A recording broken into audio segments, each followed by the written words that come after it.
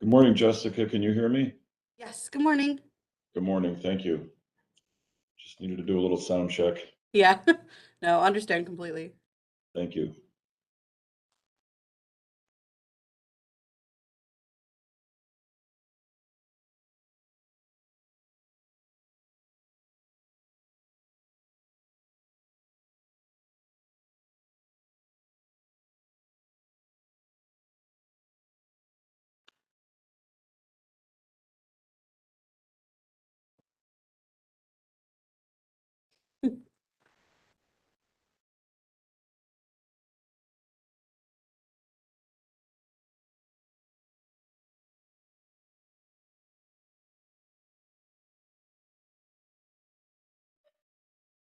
Good morning, everyone.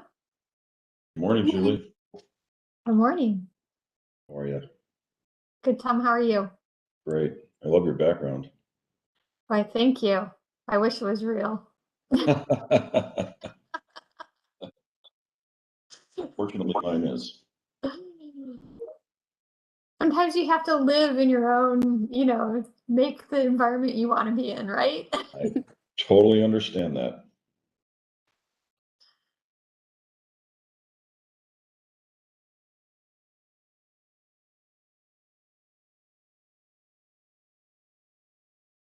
Morning, Gina.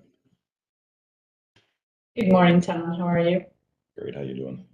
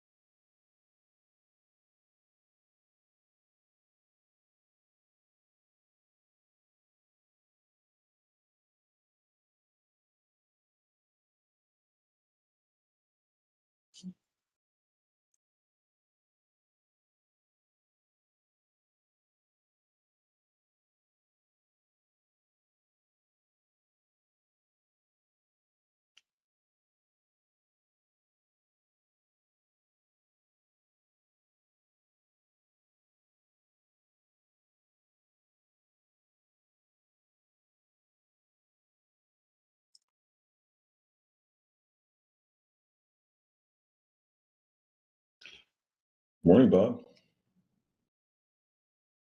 Morning. Hey, Tom, how are you? Good. How you doing? Very good, thanks. Good to see you. You too. It's been a while. Yes, too long. Things are well at the Playhouse? Yeah, the recovery is really going well. It's great to see people back down here and starting to fill things up nicely. Yeah, excellent.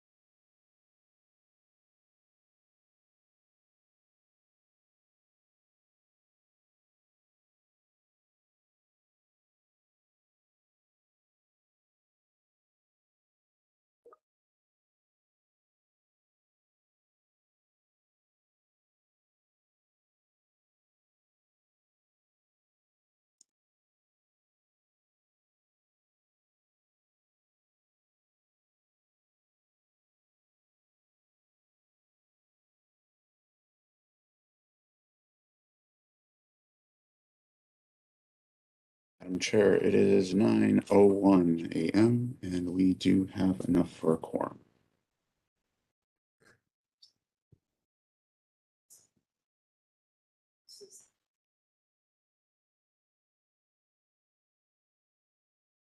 Julie, can you hear me? I can hear you. Sorry about that. That's okay. We are ready to go. Excellent. Thank you. We would like to welcome everyone to the October 27th, 2022 Landmarks Commission meeting. It is wonderful to see everyone, even if it continues to be virtually.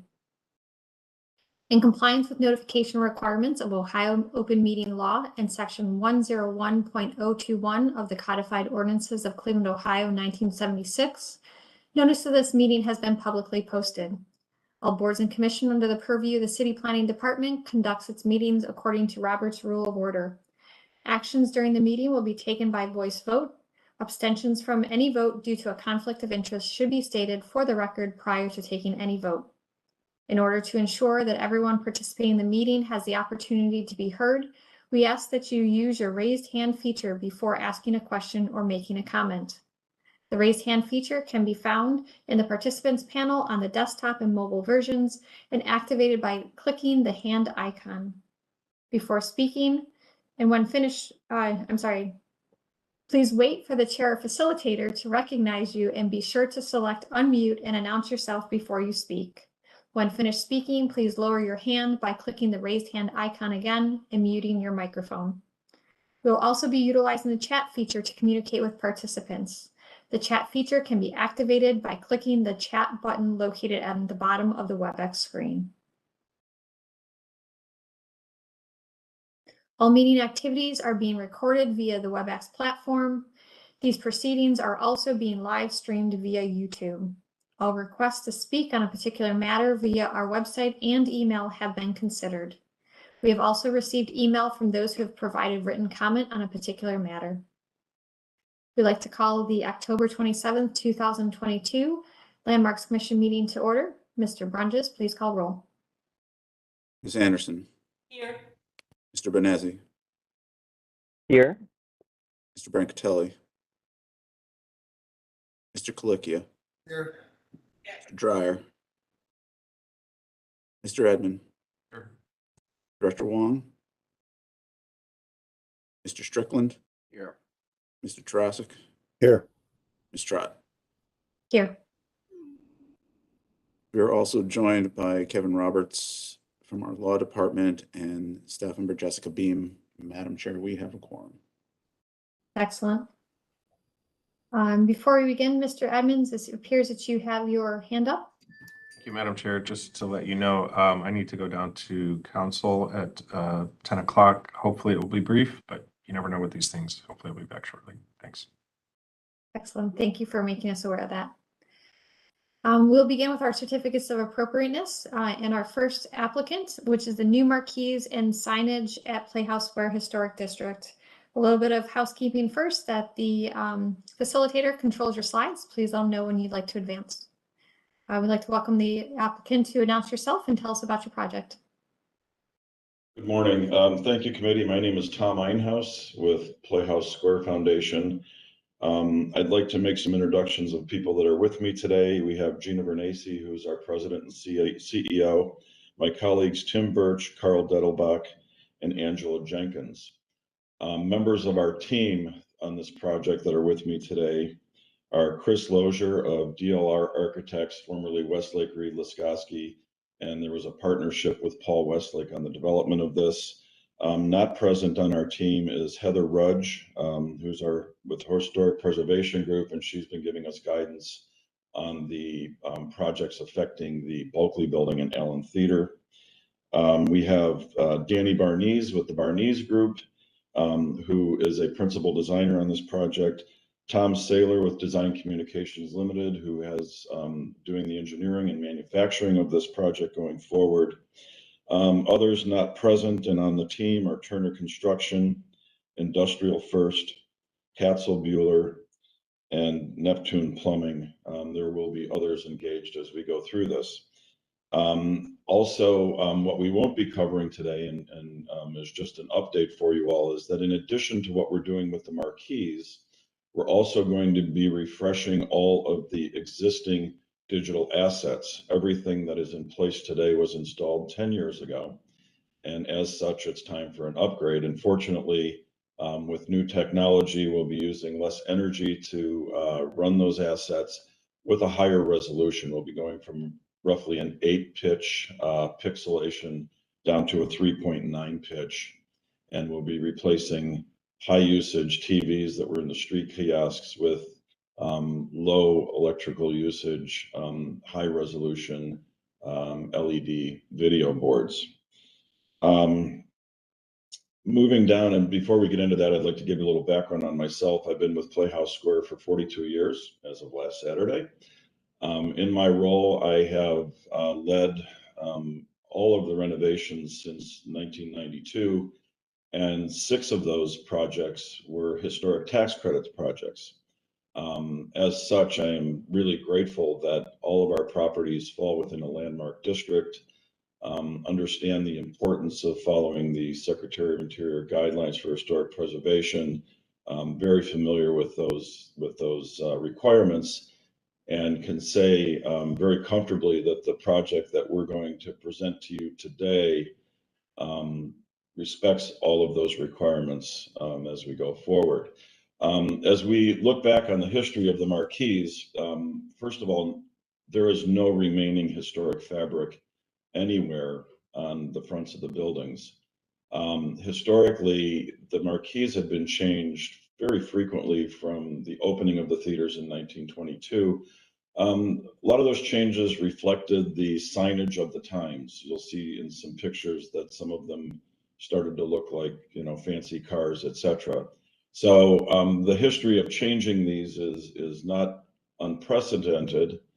And what we have today is something that represents a unique center in Playhouse Square.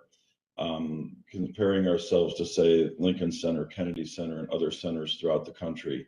We have a brand, we have an identity, and I think this reflects that beautifully, while also reflecting the interior architecture of the buildings and the nature of the exterior architecture of the buildings. So if, Carl, if we could please, and Carl, thank you for your guidance on this process as we move through this. So here is the context map. I believe everyone is familiar with Playhouse Square and its relation to the rest of the downtown community. Next, please. Next, please. And we're getting in a little tighter on that.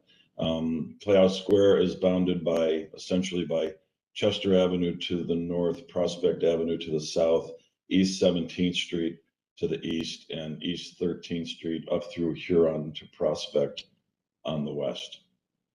Continue, please.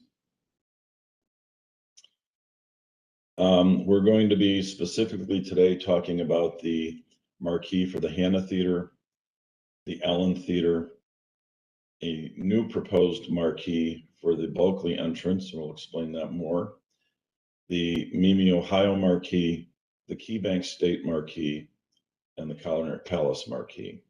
Next, please. If we look historically, we can see what was installed as the theaters opened in 1921 and 1922. The theaters that opened in 1922 were the Allen and the Palace. The State, Ohio, and Hanna opened in 1921. Continue, please. We can see that a lot of modifications were made. In the lower left corner of interest, the original canopy, which we have a reflection of the original canopy in place, but you'll see that quickly by the 30s and 40s, it didn't represent well at all as a marquee, and they started to glom boxes and other things onto the perimeter of that core canopy, and it changed dramatically from there.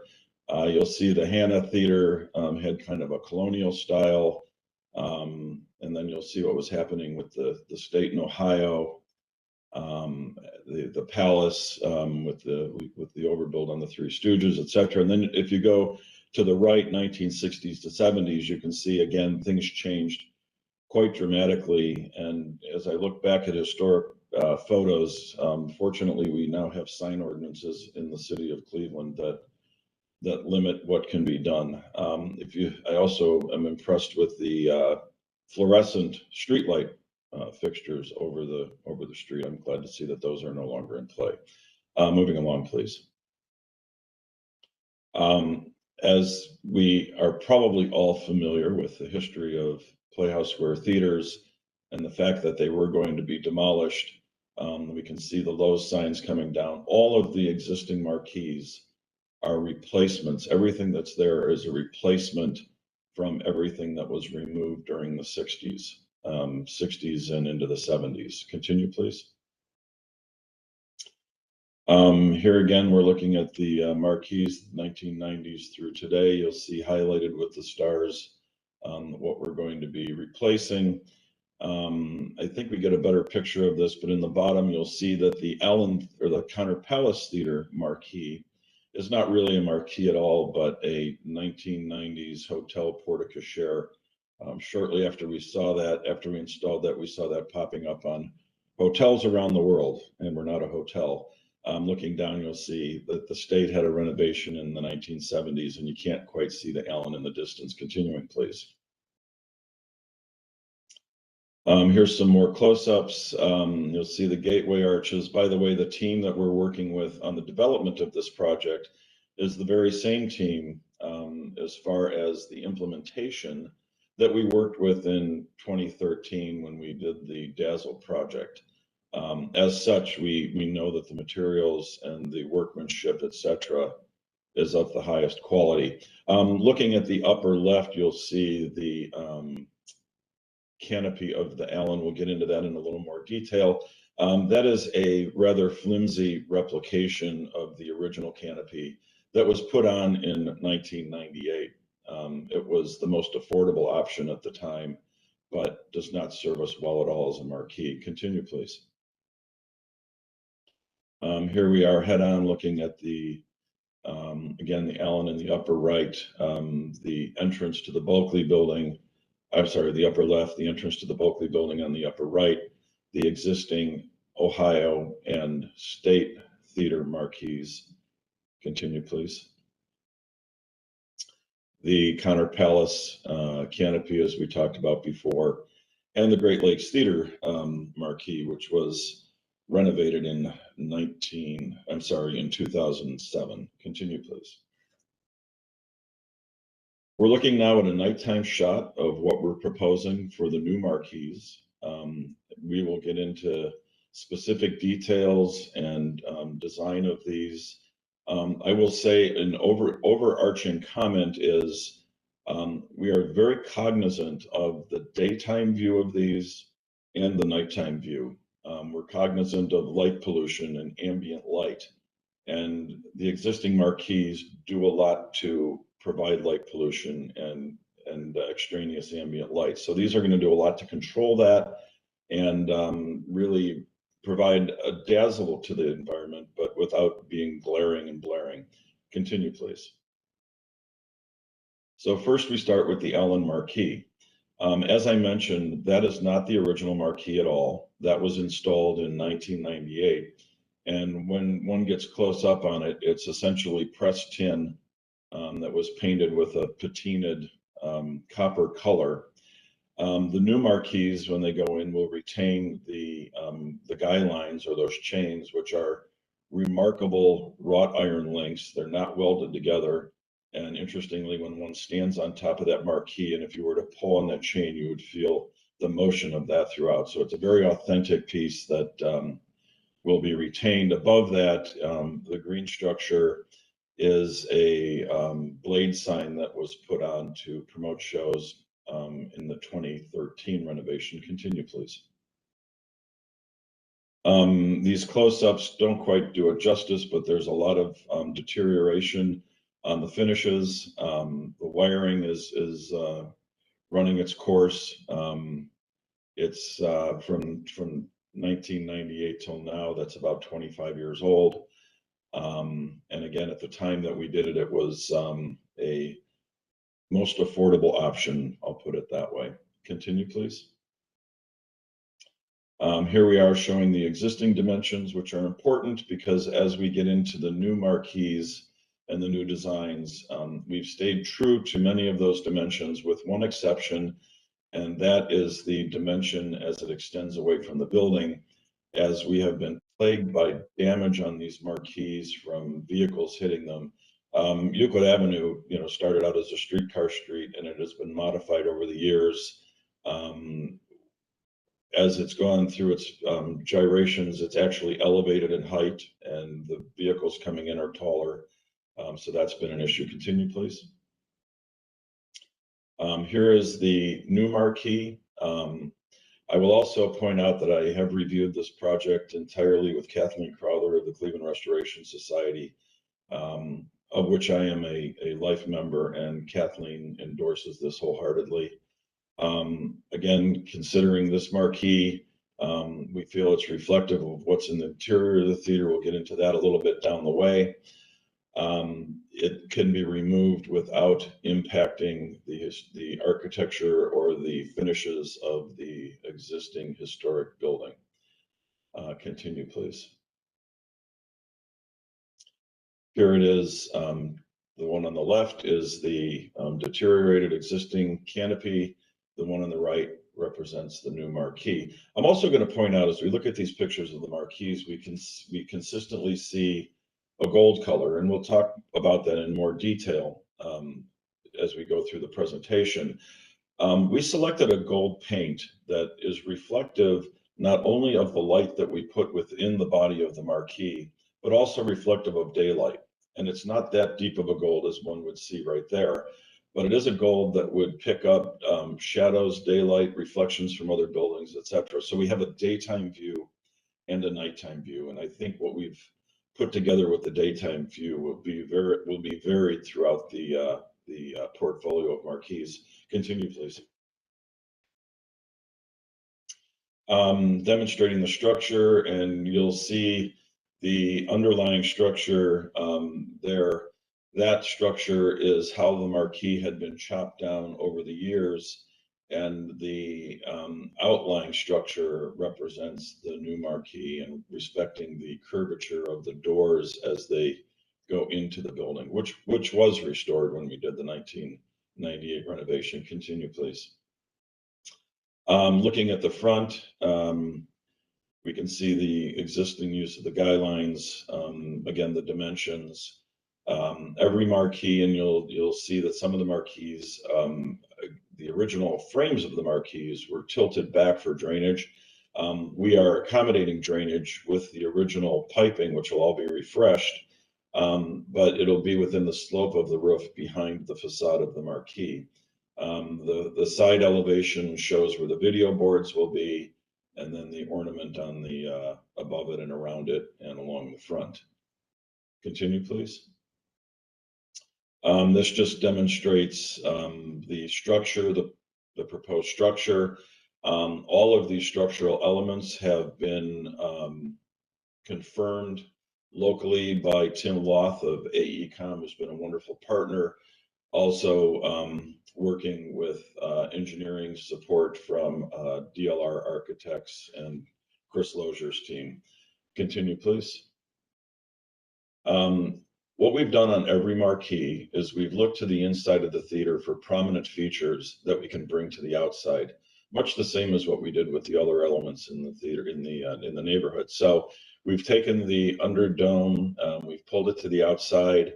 If you as you look at this, you see the royal blue color, and we've changed those kind of gem tone colors from marquee to marquee. Prominent in the front, not so prominent, but in the front of the marquee. And I don't know if you can see it, but there is a black dome. That black dome represents a surveillance system and network that we have throughout the neighborhood. So while it's subtle, it's there to help ensure the safety of not only our guests, but the downtown workers and residents. And that network is also shared with local law enforcement and the Fusion Center. So that is a very important component of this project. Where you see the white circles, the whitest white circles, those are 4-color LED lights. So those can be changed to any color depending on what the show is or the event or the time of year, whatever. So we can modify those from our head-end system. All of the individual bulbs that you see, and I'm not going to repeat this on every marquee because it's a common theme, but all of the underside bulbs are traditional 11-watt marquee bulbs. And those will be stationary and provide general illumination to the underside of the marquee. Additionally, there are directional speakers that can have sound relevant to the event in the theater, but directed to just being under the marquee and not flooding out throughout the neighborhood. Continue, please. Here we are with nighttime shots. So all of the lighting on the perimeter, now you'll see the Lion King, by the way, on every marquee. The Lion King's not playing in every theater. But what we did is we wanted to make sure that we had a common point of reference as we go. The panel where the Lion King is, that is full color, full motion LED. So anything that can be produced on video can be corrected for that size panel and put in there, which is really terrific when we talk about promoting events in the theaters. The balance of it and the forms that you see throughout is a combination of high density urethane and aluminum. It's all powder coated with 2-part automotive finish paint that should last well into the future, will last well into the future. And we are using a high grade of high density urethane at about 40%. We're looking then at all of the intricate detail, and you can see the color of the orange and the gold. That can be changed to any color. So all of the marquees can be changed to any color. And again, this is a light that glows, not a light that radiates beyond the face of the marquee. Continue, please. Also, if you could back up one moment, please. The letters that say Allen, and this is common on all of the marquees, those letters are all backlit letters with a 3500 Kelvin LED backlight. All of the other lighting, of course, will change its Kelvin rating depending on how it is adjusted. Continue, please. Moving along to the marquee of the Bulkley building. There is no marquee currently at the Bulkley building. The Bulkley building is integral to the theaters. It's an entrance that carries one from Euclid Avenue to the garage. And throughout the center, it also is the primary entrance to the Helen Theater and the Outcult Theater, both of which are in the location of the original Seltzer building, which was taken down in 1994 by the previous owners, but existed previously to the construction of the Bulkley building. At any rate, the marquee or the canopy that we propose there somewhat imitates an entry canopy as one would see on a historic building. If you could continue, please. We're seeing the historic entrance from the original 1920s drawings, which we have and we follow faithfully. You'll see the existing sconces, etc., and the existing limestone. Continue, please. Here you see with no canopy, and then you can see on the right with the canopy. Continue, please. The canopy will stick out about 4 feet, 3 feet 11 inches from the facade, so it's not overbearing and is pretty similar to what one would find in an awning or entry canopy. The height complements the height of the other elements and does not obstruct the original sconces that are there. Again, the construction material is much as I described on the others with aluminum and high density urethane. And the colors where you see Becoming Dr. Ruth and the Ghost Tour, there are 3 facets, if you will, that each contain LED boards. Continue, please.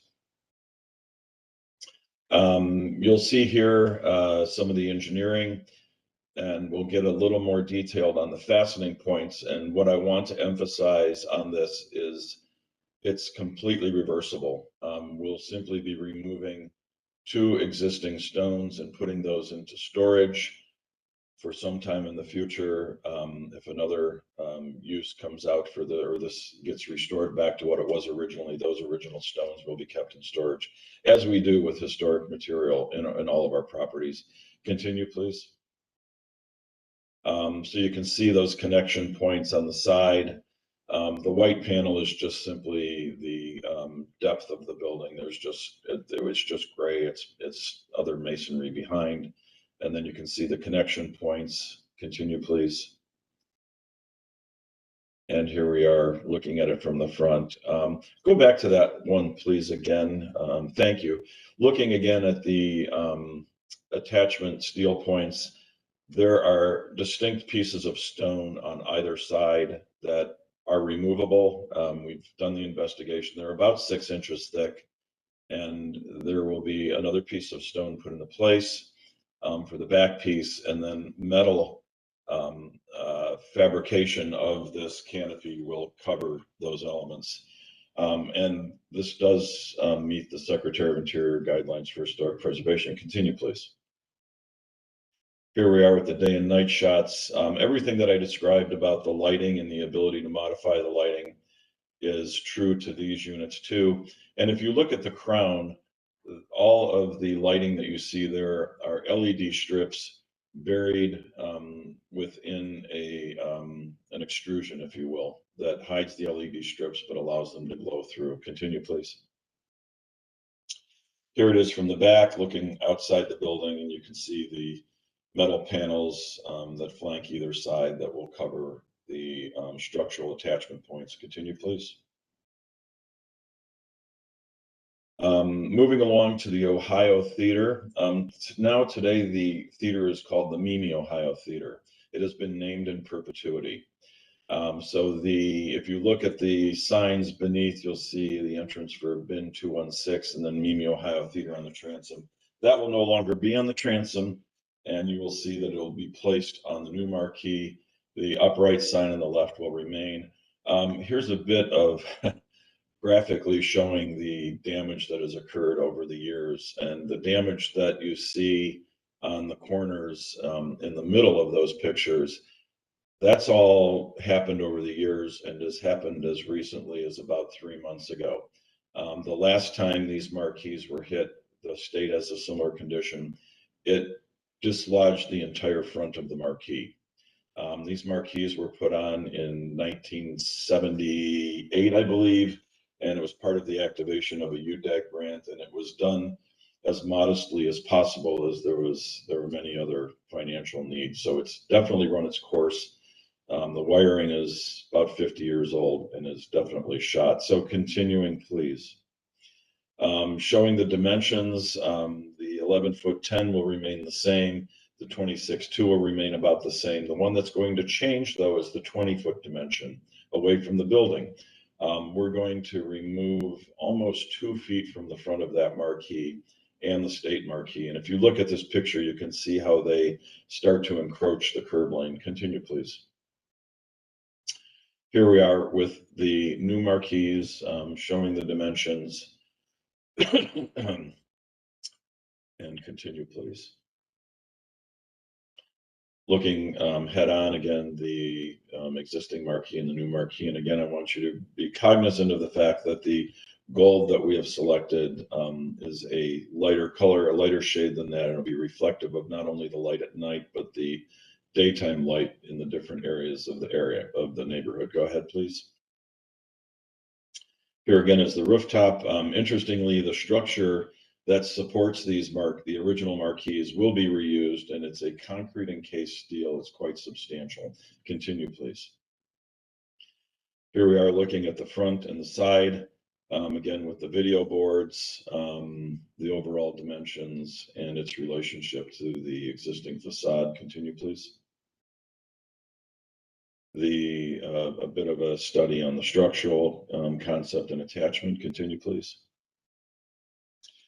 I love this shot because many of you know the ceiling that we're looking at is the ceiling of the Ohio lobby, which was gone, completely gone from 1964 until 2014, when we accurately restored and rebuilt that lobby from scratch. So we've taken elements of that and pulled it out to the exterior underside of the canopy.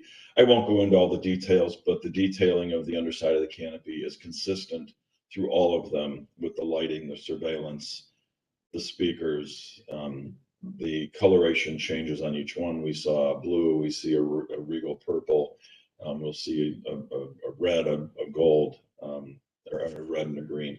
Continue, please. And here we are at night again. All kinds of variability in the colors. We'll actually have glass lenses where you see those green designs at the very top. That'll be backlit, excuse me. And you see the State Theater marquee in the distance. And again, the Lion King. Continue, please. Moving along to the State Theater. The State Theater is not named in perpetuity. It is named currently by Key Bank. And you'll see that the Key Bank State Theater name is on the transom, and it will remain on the transom. That is the existing marquee today. Continue, please. Again, damage, the original marquee, what was done in the 1970s, and where we stand today with the existing conditions, which are badly damaged. Continue, please.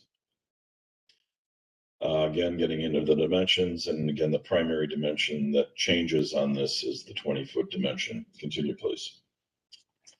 You'll notice that the overall height of the marquee has changed, and one of the modifications that we've made is the original marquees were slanted back toward the building for drainage. And while we will continue to maintain that roof slope, we are concealing the slant of the marquee with the body of the new enclosure, which makes it a bit heavier. But I think proportionally it works quite beautifully. Continue, please. The head-on conditions. Continue, please. The rooftop conditions. Continue. The overall dimensions and relationship to the existing building. Continue, please. Again, the structural modifications that will go into supporting this. Continue, please. Bringing the outside inside. Here's a from the Grand Hall, also known as the Ireland Lobby. We bring a portion of that out to the underside of this marquee, and we get into that beautiful deep red color. Continue, please. And here we are with the nighttime view. Once again, what you see represented in those gold tones can be changed to any color in the rainbow, as well as the underlighting glow on the ground. Continue, please. Continue. Moving along to the Connor Palace. This is the one, we're excited about all of them, but this is the one that is most exciting because the canopy that's there today, while it's served us well and it was beautiful at its time, it's run its course, and we're going to be happy to modify this. And the Connor Palace also is named in perpetuity, so what you see currently on the transom will be incorporated into the new marquee. Continue, please. Looking at the original marquee, it was pretty boxy. And as you saw in the other earlier photographs, had a number of things put on it over time, and within a couple years of its original installation. And then we see the up close on the current canopy. That canopy also was installed in the early 90s and has definitely run its course of useful life and needs for upgrade. Continue, please. Here we are in original dimensions overall. Continue, please. And the new dimensions, you'll see that again, we're pulling it back from the street. This is the largest of our marquees. The footprint of this marquee is about 660 square feet. But it's the largest entrance to all of our theaters as well. You can see there that we're going with a nice deep green color, and all of the other elements that I've been describing as we go through these marquees is the same. Continue, please. here we are with the front shots. Continue. The structural elements, and we've verified that the existing structure will be able to handle the new structure very nicely. And of course, all the considerations for snow loads, wind, etc., not only the weight of the marquee, the dead load, etc. Continue, please. And here are more front shots of the Connaught Palace marquee, or more detailed shots at rather, or elevations. Continue, please. And just some of the structural design that's going into it, and modifications of the existing structure. Continue, please. And here we are again, taking primary elements of the main lobby and bringing them to the outside. Continue, please. And nighttime view, again, all the colors are variable, and all of the same characteristics of the other marquees for technology continue on this one as well. Continue, please. Moving along to the Great Lakes Theater marquee, and you'll see it's identified as Hannah on the blade sign. This branding was done when we did the renovation in 2007, and it serves Great Lakes well, and Playhouse Square and the other users of that theater. Continue, please. It definitely is time for a refresh on this marquee, and we think what we have to offer for the refresh is really fitting with the overall branding and the detailing of the neighborhood. Continue, please. Here we are today. You know, it's interesting, as I think back over the years working with the Landmarks Commission, which I've been before many times, Ted Sandy, as you all probably remember, was heavily involved up until 1995. And he repeated several times when I was there that the theater district is unique from the rest of downtown, and as such should be bold in its planning. And I think we've accomplished that. Continue, please. And here we are with the updated design, again, with all the same elements. And we're simply retaining the current dimensions and just reskinning this marquee, if you will, and blade signs. And blade sign. Continue, please. Here it is from the front on. Continue, please. Structural roof plan. Continue. Again, more detailed design elevations. Continue. Structural design. Continue. Bringing the inside, and that is the main auditorium ceiling. The lobby of this theater is really rather small compared to the other theaters, so we were able to best tie into elements of the auditorium interior ceiling. Continue, please.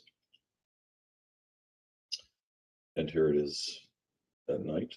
Continue.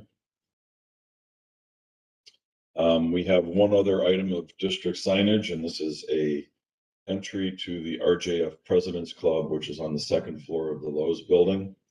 Continue, please. Here are the details of that design. It's a rather modest sign at 6 feet by 2 feet roughly. Continue, please. And that is the location of that sign. Same design criteria on this sign as the other signs as far as fabrication and materials. Continue, please. Material, color, and finish. Continue. So the roof membrane will be a urethane foam, which we've had significant success with throughout the theaters. Channel lighting with white LED lighting in the channel letters, and that's at a 3500K. You'll see the LED display panels, as I mentioned earlier, the 3.9 millimeter pitch. The textured fascia panels are a high density urethane, and we've gone to the highest grade of that available. The marquee cladding trim is painted aluminum cladding, again with epoxy coated finishes. Continue, please. Again, pointing out some more of the details of the cladding, etc. Continue, please. and typical on all of the marquees. Here's a close-up of the detailing. Our LED provider, our LED panel provider is Silicon Core. They are the biggest provider right now in the nation, and we've worked with this provider with other brands of marquees, of video boards, and this upgrade is going to be significant and cost effective. Continue, please. The lighting plans, again, we're getting into the detail, but the textured plan, the textured panels will have a RGBW linear light. All of those panels have unique features of lighting, which you can see here, and we can get into more details if there's questions about that. Continue, please. Again, more details on the lighting. Continue, please.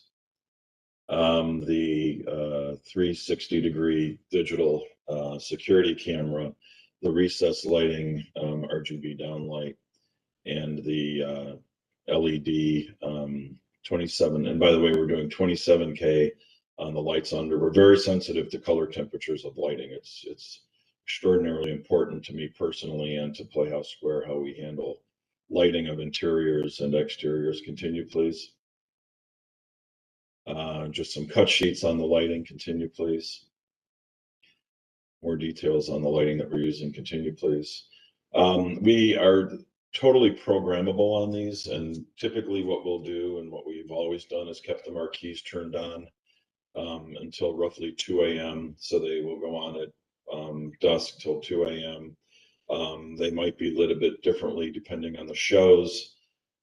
During the day, if there's a matinee, we will turn the marquees on, but typically the side panels will be lit in the video board mode, and the exteriors of them will be off and reflective of the environment around them with the type of paint that we've selected. Continue, please. And that's the whole presentation. I just want to point out one thing real quick. How well this will show, but this is the sample of the actual material that we're using, the actual paint finish rather of the material that we're using, and you can see that it's quite reflective as one moves through it. So with that, I've said a lot, and I am happy to hear your questions. Thank you for the very detailed presentation. It's really helpful. We will begin with Mr. Brunges before we move to the local committee. Feedback. Thank you, Madam Chair. I'm going to ask Shannon Leonard to speak on the signage first. I believe she has to leave the meeting as well. Good morning, Shannon Leonard, Chief Zoning Planner. Thank you for having me this morning. And so I'll quickly give you the parameters for the signage here. So each lot is permitted one canopy marquee sign per code. But the way that our code regulates marquee signage is it's a maximum of 6 square feet if it's hanging from the soffit. Otherwise, there's really no minimum or maximum. And as you can understand, that is probably quite restrictive. So that probably indicates that this regulation wasn't necessarily meant for the marquees or the replicas in a place like Playhouse Square. And so when that happens, when you have legal non-conforming signs, you would follow the regulations that are most appropriate for the nature of the non-conforming use per 350.19 of our sign code. And so a different section speaks more to this. This is more of a major public assembly facility or across the theaters. This district is also designated as an entertainment district within the city, as well as a community entertainment district. And so generally, the major public assembly section of the sign code really speaks to if you have 5,000 person capacity. I think across all of the theaters, it's a little bit slightly under 5,000. They could speak to that. But this is the best section. And so the underlying zoning here is general retail. And so I can put the parameters in, but ultimately this really defaults to Landmarks being able to have the ability to vary the code to get the best design capacity. And so there's really not a huge variance that I could give to you. but they are going to need obviously some variances. And so really it's up to your commission to determine what is most compatible with their needs and the city's needs and the district's needs themselves. May I comment? Yes. Thank you. Just want to point out, as far as capacity, we have 11,000 seats and 11 stages. Okay, that's helpful.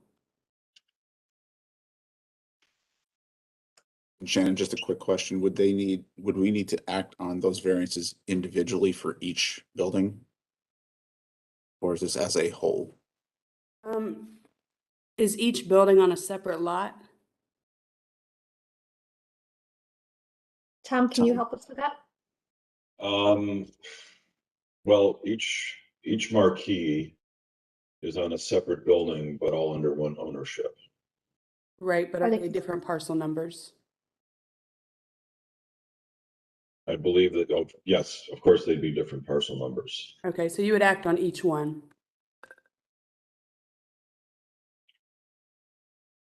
Thank you for that clarification.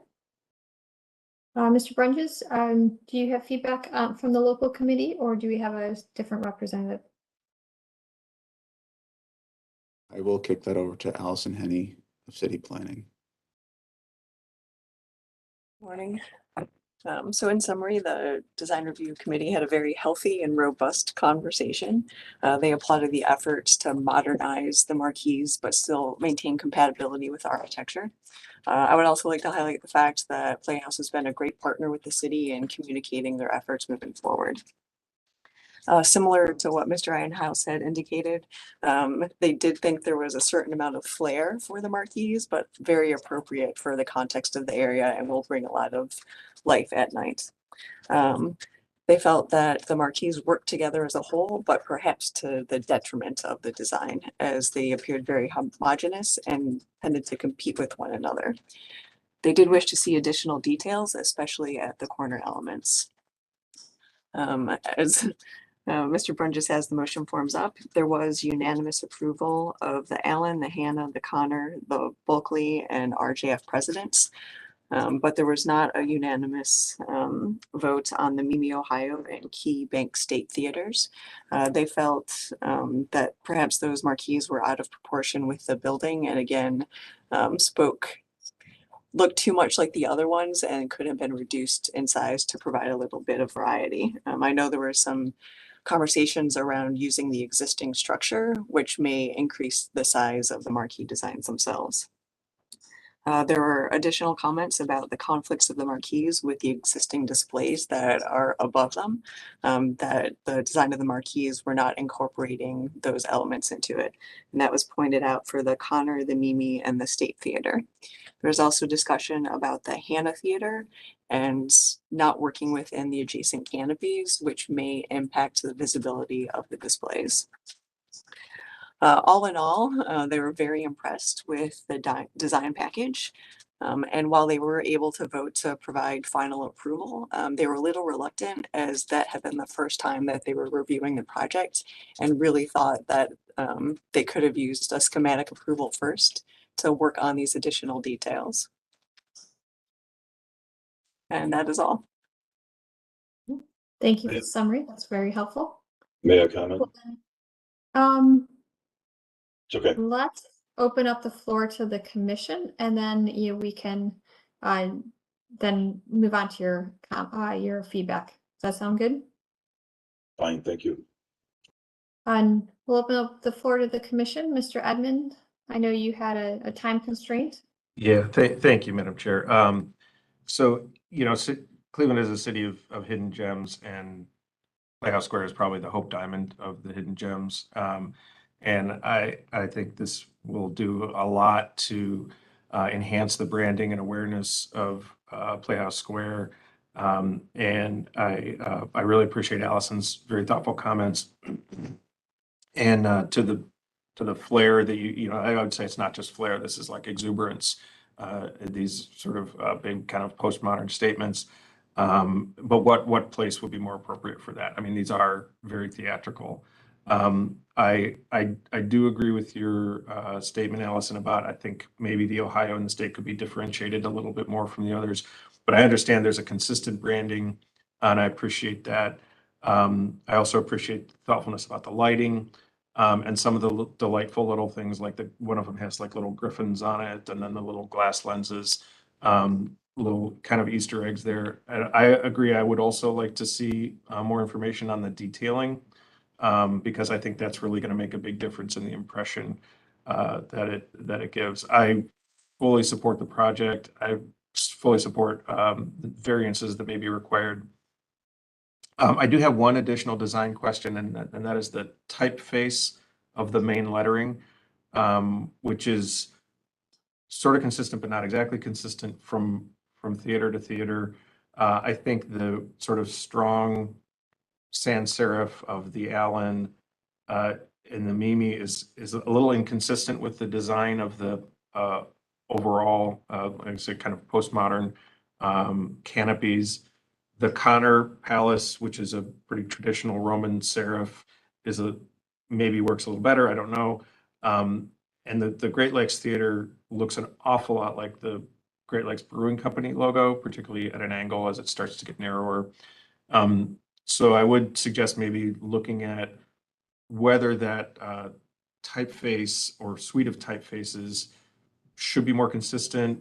I don't know, or should be more resonant or complementary with the overall, like I said, very theatrical style of the canopies themselves.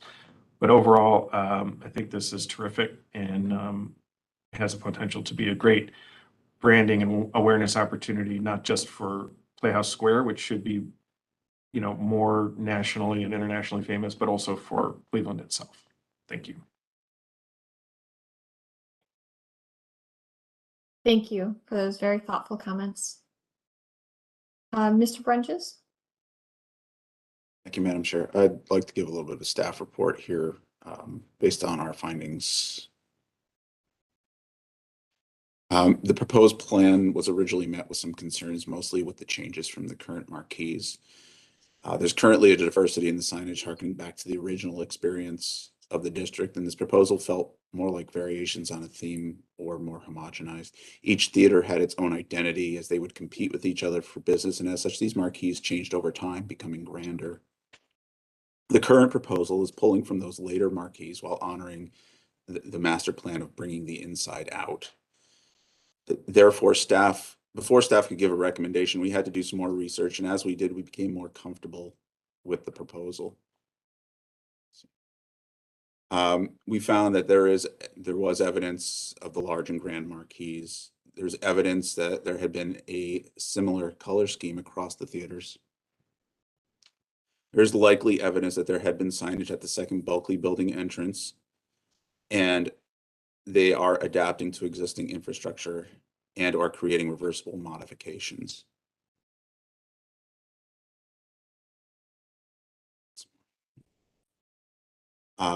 We looked at this proposal both from a district perspective and each individually, but we also took the Allen and the Bulkley signs considered together and the Ohio and state together as well.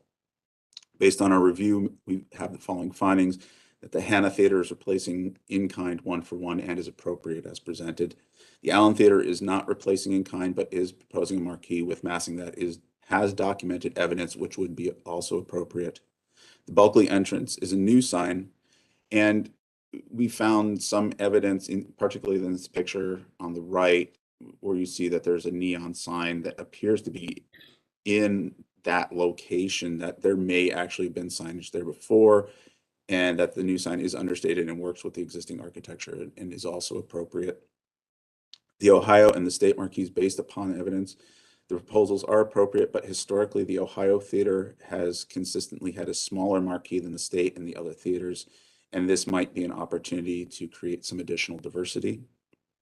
The Powell's Theater always seemed to be the grandest of them all and is compatible with the massing of the earlier marquee that had been on the building, and as such is appropriate. The President's Club sign is appropriate as presented.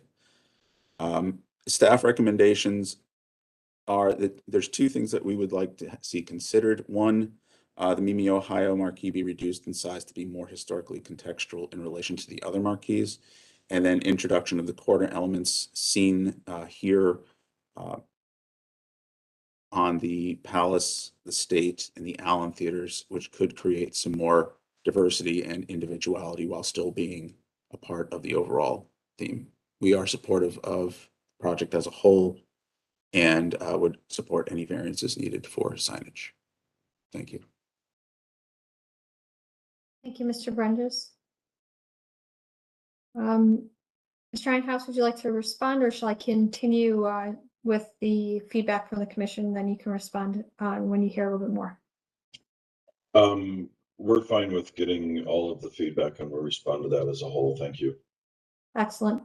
We'll continue with the floor open to the commission for questions and comments. Mr. Strickland? Thank you, Madam Chair.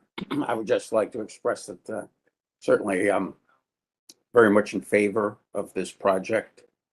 Unquestionably, the Playhouse Square district is the most active district within the city. And I think the more these marquees can help to promote the activeness of that district, the better. I'm very appreciative of Commissioner Edmonds' comments, which I thought were very thoughtful in addition to the comments from the staff. So I'm interested to hear Mr. Einhaus's responses to those comments with regard to the variability that might be introduced in some of the other theaters. Thank you.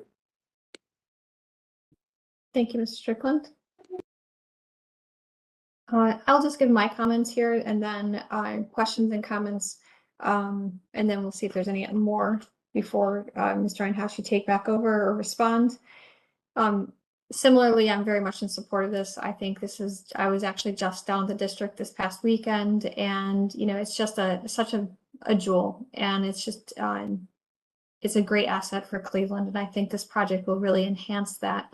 And really take the language that was introduced with the large chandelier and extend it throughout the district. My questions deal more with the blade signs. I guess I'm sorry if I missed this. You stated it. Will all the blade signs on the Allen, Connor, Mimi, State all remain, and Hannah, and get refurbished also, or are those being removed or remaining as is? Those will remain, and the electronics within them, the video boards within them will be switched out, but the structure as it exists will remain untouched. Structure and design of the cabinet. And will they be painted to also match the new marquees? We don't intend to do that. So they will remain the green with the marquees with the purple and gold below? That's correct. The only elements that we intend to modify are the marquees themselves, none of the surrounding fabric. That would be my feedback, is that I think they are viewed as almost a singular element, in my opinion, versus two. My preference would be that they would get with the refurbishment, get repainted to work in the language here. It is such a strong language that you're trying to unify the entire district with. I think the blade signs are integral, as it shows with the Hannah sign on the image on the screen. Similar to on the previous comments, I guess related to that, is the Great Lakes Theater naming in perpetuity like the Mimi, Ohio? Or is this a temporary naming rights or occupancy, and is Hannah truly the name of that theater? Great Lakes Theater fundraised for that specifically to be their home. So as such, it is branded as their home and is in perpetuity. As with anything, if they were to change their name or if occupancy were to change or anything, everything's reversible, of course. The blade sign will always identify that theater as the Hannah Theater. Okay, because I And think, that was approved in 2006 when we were planning for the 2007 opening. sure, just the consistency and your thoughtfulness to the Mimi, Ohio, and your, statement related to the state. And that's why I asked that, because I think they do deserve to be identified, but with a prominence on the marquee. To me, the consistency of naming it the Hannah might be better, but I understand if that's part of your agreement there. And then I had one more question. I guess I am just back to the blade sign. Ian, have you studied how the new video signs and the previous, with the heights of all of these marquees, how they work with the video signs in the blade signs also? It feels like, not seeing that amongst all of these illustrations, it would be helpful to see how those will work integrated with all of the, the new marquees and the video signs that will be placed on all the different locations. In short, though, I am in support of this. It's just I think the details that have been brought up, like the corner details, and I would be aligned with staff that in reducing the Mimi, Ohio, I think could provide a little bit more uniqueness to a variability across the street. I mean, I think each one of these theaters are so unique, and I think you've brought it to the surface, but some, those subtle differences, like if the Mimi was reduced some, it could continue and strengthen, what you've already done here. So overall, I am in support of the proposal, but do think some of the details should be considered. Mr. Bonazzi? Thank you, Madam Chair. As a resident of Playhouse Square, I must say I'm stunned by the amount of effort and attention that has been put into kind of unifying these marquees, knowing or not knowing personally, but now being presented with the issues that you've had with them. I think overall, the homogeny of them is desirable, when you're trying to present a brand for Playhouse Square as, the second largest theater, actually conglomerate outside of New York City. And, people usually consider like Chicago or LA as having large theater scenes. No, we're the second. I mean, no one will ever beat New York. They have like, what, 50 theaters or something. But I think, as Mr. Edmond put it, the postmodern aesthetic of these is where I only have some hesitancy in, the divergence from, what we would normally consider a marquee, right? So the additions of these like very finely ornate details, to me, almost detract from the kind of like grandeur of the playfulness of light and the theatricality that could come from these. Particularly if we look at the Ohio and the state, where before the names of the theaters were used across the entire frontage of the marquee, the names of these is almost reduced to the point where they're not quite legible, and it's more about this ornate detailing of this object rather than this like great display of color and light showcasing the name. So I'm very supportive of the Palace, because honestly, that's not a marquee, that's a porte cochere, as you had said and mentioned. And same with updating for the addition of this new marquee to represent, that theater's actual location. But in particular, it's the detailing of the Ohio and the state, and this kind of extra postmodernity that's on top of it, rather than celebrating the name itself and utilizing that as the ornate decor to kind of create them. It just feels like a divergence from the aesthetic that was prevalent through the historic period, which was then removed in the, like, as you had said, in the 60s and 70s, and then was ultimately brought back, right? So now this feels like another divergence from the original 1920s design rather than a updated version of that, if that feels correct. I'm obviously, other than those concerns, I'm excited to see, you know, the community continue to grow. You know, living across the street and getting to look at the sign every day, which for some reason is always purple. But those are my only concerns for now. I would agree it comes down to kind of the detailing of this, and in my opinion, maybe the actual simplification of them to return to a more celebration of light and theatricality and less about post-modernity and image and caricature. Those would be my only main concerns. But that is all for now, and thank you, Madam Chair. Thank you, Mr. Bonazzi. Ms. Anderson? Thank you, Madam Chair. I want to thank the applicant for the very detailed and thoughtful presentation. I think he explained these modifications very well and the reasons that they're doing them. I have to say I like the replicated Allen Theater the way it is now, but I can understand why they want to make it more consistent, and I have some reassurance knowing that you're working with, you know, Heather Rudge and Kathleen Crowler to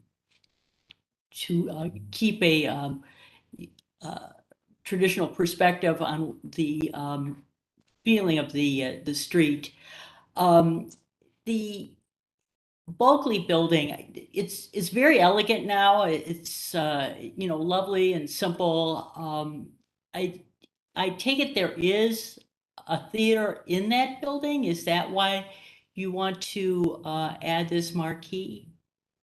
Yes, it's the primary entrance to the Outcult and Helen theaters. Okay. Okay, so yeah, so I see why that would be needed here. I do tend to agree with staff that maybe some variation in size and adding some corner elements or modifying and expanding corner elements would probably enhance these signs. I do support the variances. Overall, I do like the project. Thank you. Thank you, Ms. Anderson. Not seeing any, Mr. Brancatelli. Yes, thank you, Madam Chair. And I certainly echo the statement of many of the commission members and what a gem this is. I don't know if it's the Hope Diamond, more of like romancing the stone. It's just amazing what elegance this brings in our city. A question on some of those details, Madam Chair, that you mentioned around the blades and the color and some what other commission members have spoke on. Is this something that can go back to staff, or would it need to come back to, or would we be making recommendations to come back to committee on some of those elements and those details? My personal thought is I don't think that these, I think these could be reviewed by staff, and staff could then make the judgment call that if they're not comfortable, they could bring it back to the commission. But I think these are the final details, and personally feel that they could go to staff. Okay, great. And I truly trust staff's judgment and the feedback that was given already, because the presentation of these are amazing and very supportive. And I just was curious on for us the next step, because I think coming back for some of those details, having staff weigh in on some of those details is important. Thank you very much. Thank you, Mr. Brancatelli. Mr. Einhaus, I know you wanted to say something previously. Do you have any things that you'd like to clarify or state at this time? Sure. Thank you. Couple things. We started, I just want to give you a little history of how we got to where we are today. We started with a meeting with Paul Westlake and Chris Loescher. Chris is on with us today. And we've been fleshing out this design and working with Danny Barnese, who is also with us. And I'm going to ask Danny and Chris to speak if they'd like. We started on this in 2018, and we've gone through a number of reviews internally and directly with some city officials, with other designers, with people in the community, our friends at CRS, et cetera. So it took quite a bit of detailing and modifications to get to where we are today. So it's you know, a little bit sensitive to the time that's gone into this and the extreme amount of detailing that has gone into this to date. I also want to comment that we did, because we thought we had earlier timing for these meetings, we did have an article with Steve Litt, and that was in no way meant to preempt or influence the committees. We thought the timing was going to be such that it would have all worked out. So anyway, I want to be clear on that, but I can say that we got a lot of extraordinarily favorable comment back through Facebook, et cetera, on those. So just want to point that out. But to some of the specific details, I'm going to defer to Danny Barnese, who has developed the design taken from the initial concepts that were put together by Chris Lozier and Paul Westlake. So Danny, if you'd like to chime in, probably starting with the lettering and then talk about some of the choices of color, reflect on the fact that the light color changes. So we see gold and purple on these, but there's a whole variety of colors that can go within that. So Danny, if you would, please. Absolutely. Hi, everyone. In looking at this presentation, we are probably a little remiss in including a couple things that would have potentially been more helpful.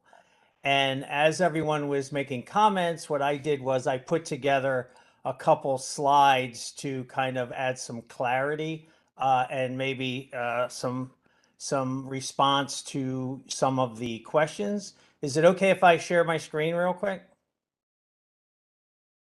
Is it Mr. possible? Barnese? Yeah. Unfortunately, we are not able to do that. Oh, shoot. Okay. Could he email them to you, Carl?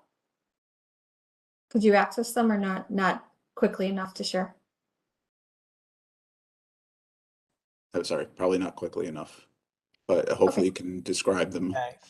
Yeah. So this couple slides we just kind of put together where we have a slide that is a longitudinal kind of elevation showing all the theater marquees side by side by side. And with that, I think your concern would totally disappear, which was a concern of could the Mimi Ohio be different in nature, or how different from Ohio and state could those two marquees be?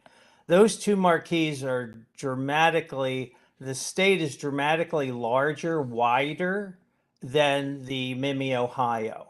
So I think when you see that elevation with the four marquees going down it, you'll see that Mimi's are smallest width entrance. And then state is, you know, maybe 6 feet or so wider. And then so the state marquee gets a little grander in scale and look and feel because its entry is much wider. So however you want to handle that, it's really obviously, and we should have included that slide. The other one was a photograph that shows the typical way that folks experience the theater district driving by. And this speaks to your concern or question that came up regarding what we call the blade signs, those green blade signs that will be getting the new technology above the marquees. And so although in some of these renderings, we're looking at sidewalk perspectives and what have you, people don't really read those blade signs from the sidewalk. From the sidewalk, they're looking at the marquee video boards. And from the passersby in the automobiles, they're the ones that are our audience visually for those blade green signs. So when you see this photo that I have, you'll see that they are very disconnected and feel like yet a whole nother architectural object. And we probably didn't do ourselves any favors by not including that photo. I'd like to also point out that currently the KeyBank State and Mimi, Ohio, and Hannah marquees have video board technology in the side of them. So the only two marquees that are going to be receiving that treatment that don't currently have it will be the Allen Theater and the Connor Palace. And then lastly, Tom, I have one more item and then I'll go away. Those corner elements, as you speak of, we kind of refer to them as finials. And again, maybe we didn't punctuate this a lot on this presentation. However, each one of those finials, you mentioned the Griffin finial, you know, we have acorns, we have stars, we have each one of those design elements, just like the ceiling plan that was pulled from a lobby to the reflected ceiling underneath, we went into theaters and pulled those elements out. So that Griffin exists in that theater, that acorn exists in the other theater. So these are little design vocabulary cues that we're putting on those corners right now. And we feel the scale fits nicely within, you know, the actual architectural element, those corner pieces. Thank you, Danny. So yeah. Danny, could you talk about the lettering as well, please? Yeah, so the lettering is really, it's about legibility and differentiation, and you know there wasn't a golden rule. However, there was one golden rule was that the Hannah were actually using the Great Lakes font. We couldn't use another font that was like not their font, you know. So sometimes in these branded relationships and sponsorships and what have you, you have to kind of you know, just like the stadiums and the arenas have to do, they can't use a Budweiser logo with a different font. Sorry, extreme example, but that's kind of what's driving the Hannah and the Great Lakes. Thank you, Danny. Chris, I don't know if you had anything additional you wanted to add regarding the design, but feel free if you do. If you don't, that's okay too. Sure. Hi, everyone. Chris Lozier, DLR Group. So as Paul Westlake and I were developing the early concepts, we did a pretty in-depth study of other sort of historic marquees across the country. And all of those marquees had similar qualities to them, where there's sort of a base space element and then ornamentation that happens above. And that really drove partially the initial concepts of the marquees themselves.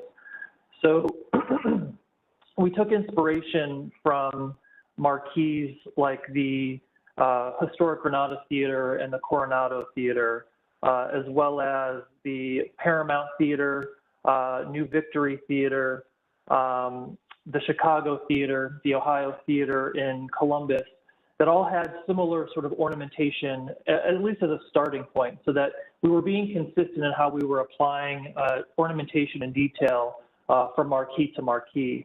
The other thing that we also tried to do, as Danny had mentioned, with the griffins and the sort of underside elements, we also took inspiration for the design of the marquees themselves from elements within the theaters and within the lobbies. So the Ohio, you'll notice, has sort of a very round motif, which is very reminiscent of the ceiling elements in the new lobby space. The Allen Theater has scroll work that's repeated in multiple areas within the lobbies, within the historic auditorium. The state ornamentation is reminiscent of the proscenium And the Counter Palace, has the similar sort of onion dome feature that's also featured heavily within the theater itself. So what we tried to do is we looked at past precedents of traditional marquee design and really tailored it to the sense of place for each of the different marquees based on the theaters that they represent. And that goes with that concept has sort of driven through with the typeface, the lettering, as well as the different ornamentation as well. And we have an earlier presentation that we could share with staff as well that kind of goes into a little bit more of the detail that we had used to develop the initial concepts.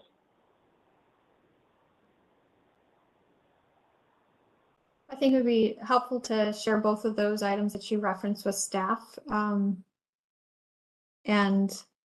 I think that's would be helpful to see and just help us understand the full extent of the studies you've done.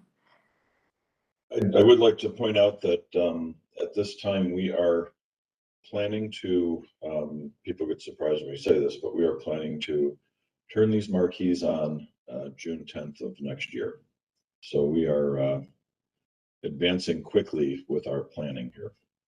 Sure. No, that's understandable. Thank you.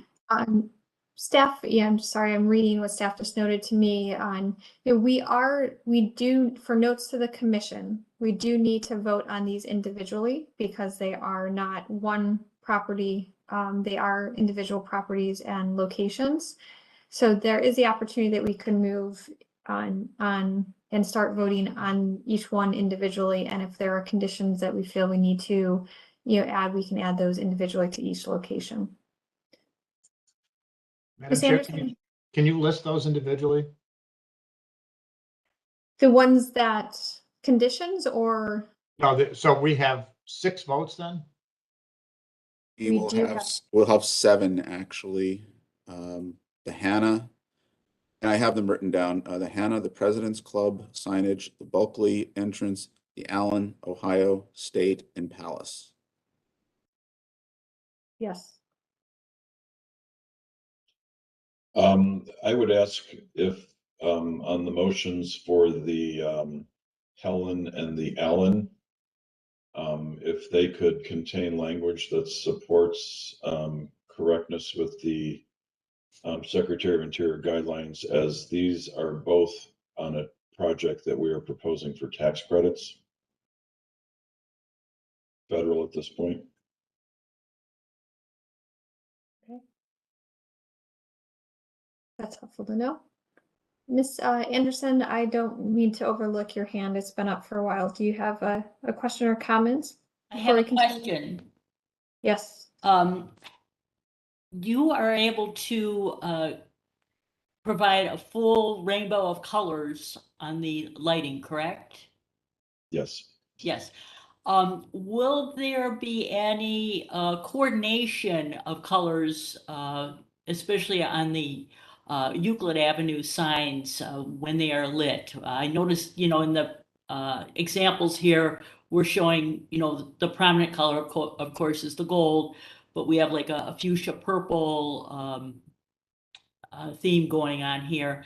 So I was just questioning if that's something that you plan to do.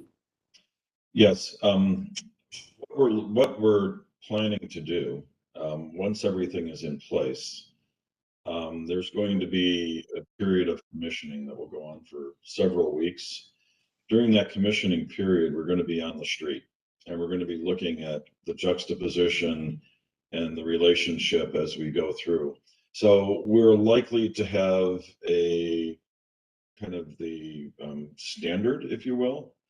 But for instance, if Lion King, right, comes into the state, we may go to more gold for Lion King. If Wicked comes in, we may go to more of a green theme for that. If Charlie and the Chocolate Factory come in, we'll go more to the purple. It'll all kind of depend on the event.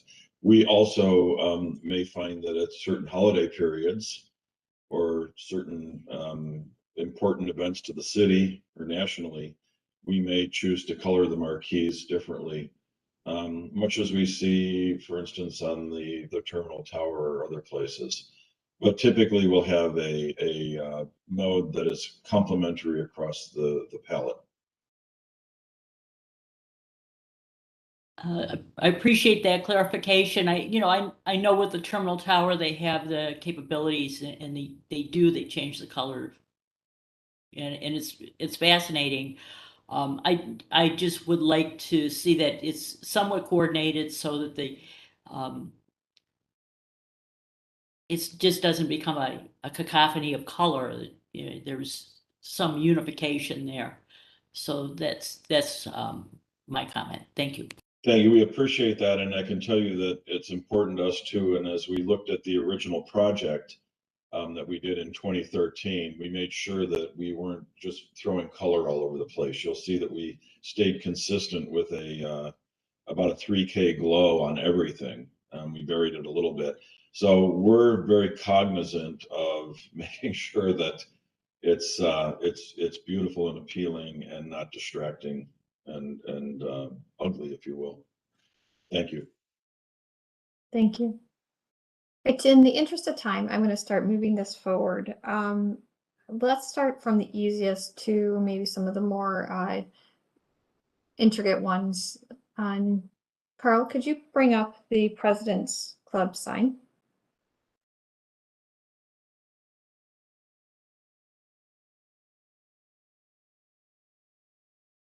Excellent. I'd ask if someone would like to make a motion on this sign. Mr. Bonesi. Thank you, Madam Chair. I move that we move to approve as presented for this signage. Thank you. We have a motion. Do we have a second, Mr. Strickland? Yeah, I'll second that motion. Excellent. I did not hear any conditions on this. Do you agree, Mr. Bonesi and Mr. Strickland? Yes, no conditions for this signage. Yes. Okay, And excellent. I don't believe a variance is needed. for Correct. this site. Very complicated. So without condition. Without conditions. Excellent. Any further discussion on this one? Right, Mr. Brunges, could you please call roll and announce the results? Ms. Anderson, Yes. Mr. Benezi, Yes. Mr. Brancatelli, Yes. Mr. Colicchio, Yes. Mr. Dryer, Yes. Mr. Edmund has left, Mr. Strickland, Yes. Mr. Tarasik, Yes. Ms. Trot. Yes. Madam Chair, the motion passes unanimously. And just as an aside, if the motions, I would think if there is an identified variance noted later after full formal review, it should probably be included in any future, just in case. Because the full review has not been completed yet, and we want to be supportive of any variances anyway. So I would ask that that be included for the future motions. I don't think it affects this one. Okay, understand. Okay, so then we'll move on to the Bulkley Helen location. Sorry to make you jump around.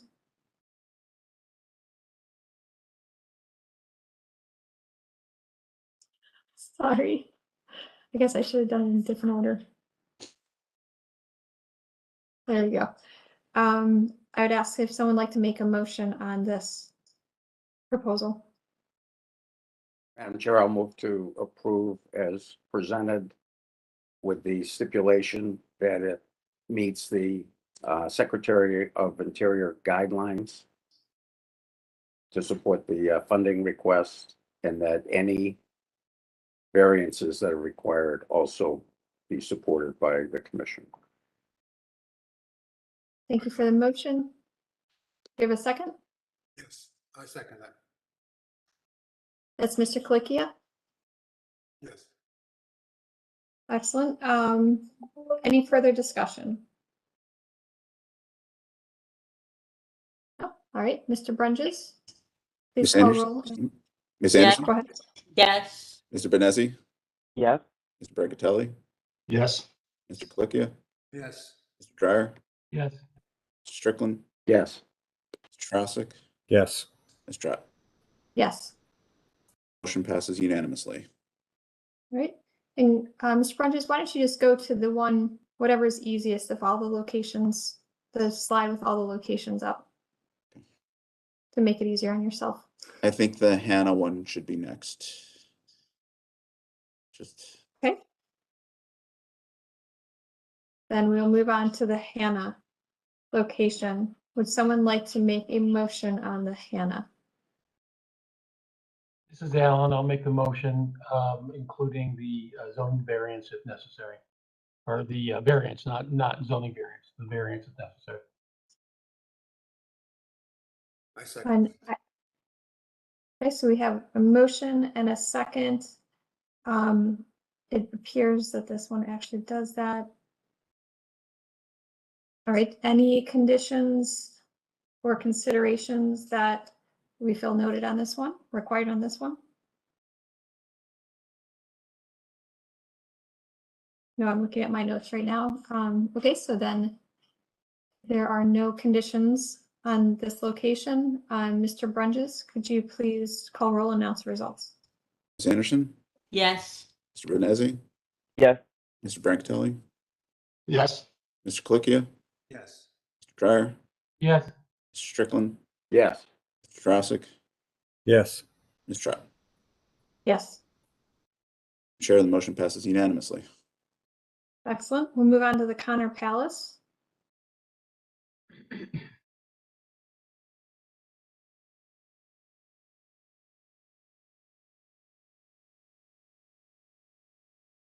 Perfect. Would someone like to make a motion? Madam Chair, this is Tony. I'll make a motion to approve as the noted around zoning and historic review. I second. Okay, so we have a motion and a second by Mr. Colicchio. I would ask for the consideration to paint the marquee, I'm sorry, the blade sign above the marquee to match the the blade sign to match the new marquee.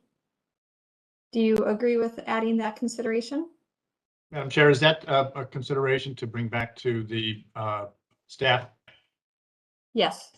Yeah, I do agree with that. Yes, thank you. So do I. May I just comment on that? Yes. That would require complete removal and shipping it to a facility to do that. I think the expense and to do it properly would be extraordinary for us to handle at this point. If there's any way to put that in for a future consideration, but if it's a stipulation, it's going to be a challenging one for us. Not being a requirement or a condition, it is a consideration. So I think it is something you should consider. And if it's not possible now, to do in the future, because I do think the unifying element that you're trying to achieve here, I think that's going to be, I'm looking at on Google Earth and looking at the Ohio versus the state and the Allen. They're all, they don't relate to what you're putting up here. So it's not a requirement, but it is would like it to be a consideration for now or in the future. Thank you. Any further discussion?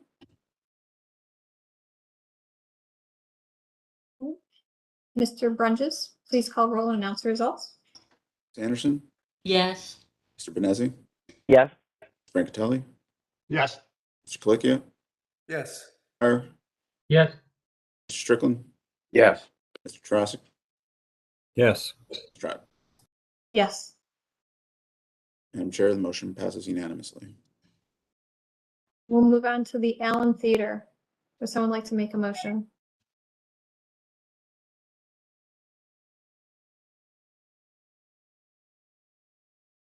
The commission members can open your mic and you don't need to use the raised hand. I make a motion that we approve as presented. And I think we need to include that this meets the guidelines of the Secretary of Interior standards? Yes. That would be a, go ahead. And support of the variance for signage. And I would ask for the consideration to paint the blade sign to match the marquee. Okay. So a motion with 2 conditions and 1 consideration. Do we have a second? Madam Chair, I second. Thank you. We do have a second. Any further discussion? Mr. Brunges, please call roll and announce the results. Ms. Anderson, Yes. Mr. Benazzi, No.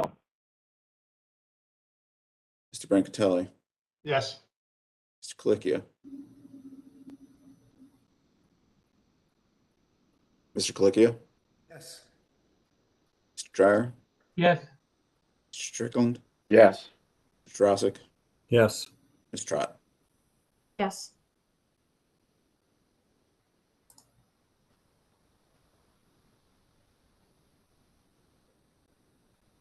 I'm sure the motion passes 7-1. We'll move on to then the state. Would someone like to make a motion? I'll move to approve as presented with the stipulation that we support any required signage variant. I second that. So we have a motion second. I would ask for the addition of the consideration to paint the blade sign to match the marquee. I'll agree to that addition. I apologize. Who gave a second? Was that on? Yes. Right. Any further discussion on this location? Mr. Brunges, please call roll and announce the results. Ms. Anderson, Yes. Mr. Benazzi, No. Brancatelli, Yes. Mr. Colicchio, Yes. Mr. Dryer, Yes. Mr. Strickland, Yes. Mr. Drossik, Yes. Ms. Trott. Yes. Madam Chair, the motion passes 7-1. All right, and then we will conclude with the Mimi, Ohio. Would someone like to make a motion? Move to approve as presented with the support of any required variances for signing. I would ask for the consideration to reduce the size to align with its historic precedent and the addition of corner elements per staff's recommendation, along with the consideration to paint the blade sign to match the marquee. Do you agree to those considerations? Yes. Thank you, Ms. Strickland. Do we have a second? I'll second that. We have a motion, we have a second. Any further discussion? Mr. Brunges, please call roll and announce results. Ms. Anderson, Yes. Mr. Benazzi, No. Mr. Brancatelli, Yes. Mr. Colicchio, Yes. Mr. Dryer, Yes. Mr. Strickland, Yes. Mr. Drossik, Yes. Ms. Trott. Yes. Chair, the motion passes 7-1. Excellent. Well, as you mentioned, we're in full support of this renovation, and we look forward to seeing this move forward here in the near future. Great. I want to thank the committee for your time this morning and for what you do to protect our assets in the city. Thanks so much. Thank you. We'll move on to our next applicant, located at 3929 Lorraine Avenue, the renovation and site improvements at the former Bodner Funeral Home.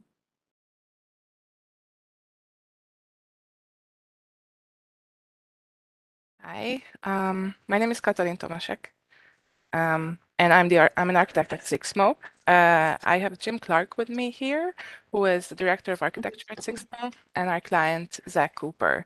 Mr. Cooper will give a short introduction to what he's planning to do at this location on Lorraine. Good morning, everyone. First and foremost, Madam Chair and members of the Commission, I'd like to thank you all for your time and consideration this morning. As Catalin mentioned, I've got she and Jim here to do the heavy lifting with regards to the architectural and design details of this. But I really just wanted a moment to introduce myself. I am a longtime downtown resident and grew up in a near West Side suburb. And as such, I've really enjoyed the last 20 plus years watching this city grow and develop. And as a prior service Marine, I had the opportunity to live in numerous beautiful cities and locations around this country and throughout Europe. And I have always found myself coming back to Cleveland no matter what. As Mr. Edmond mentioned, I believe this city is such a hidden gem.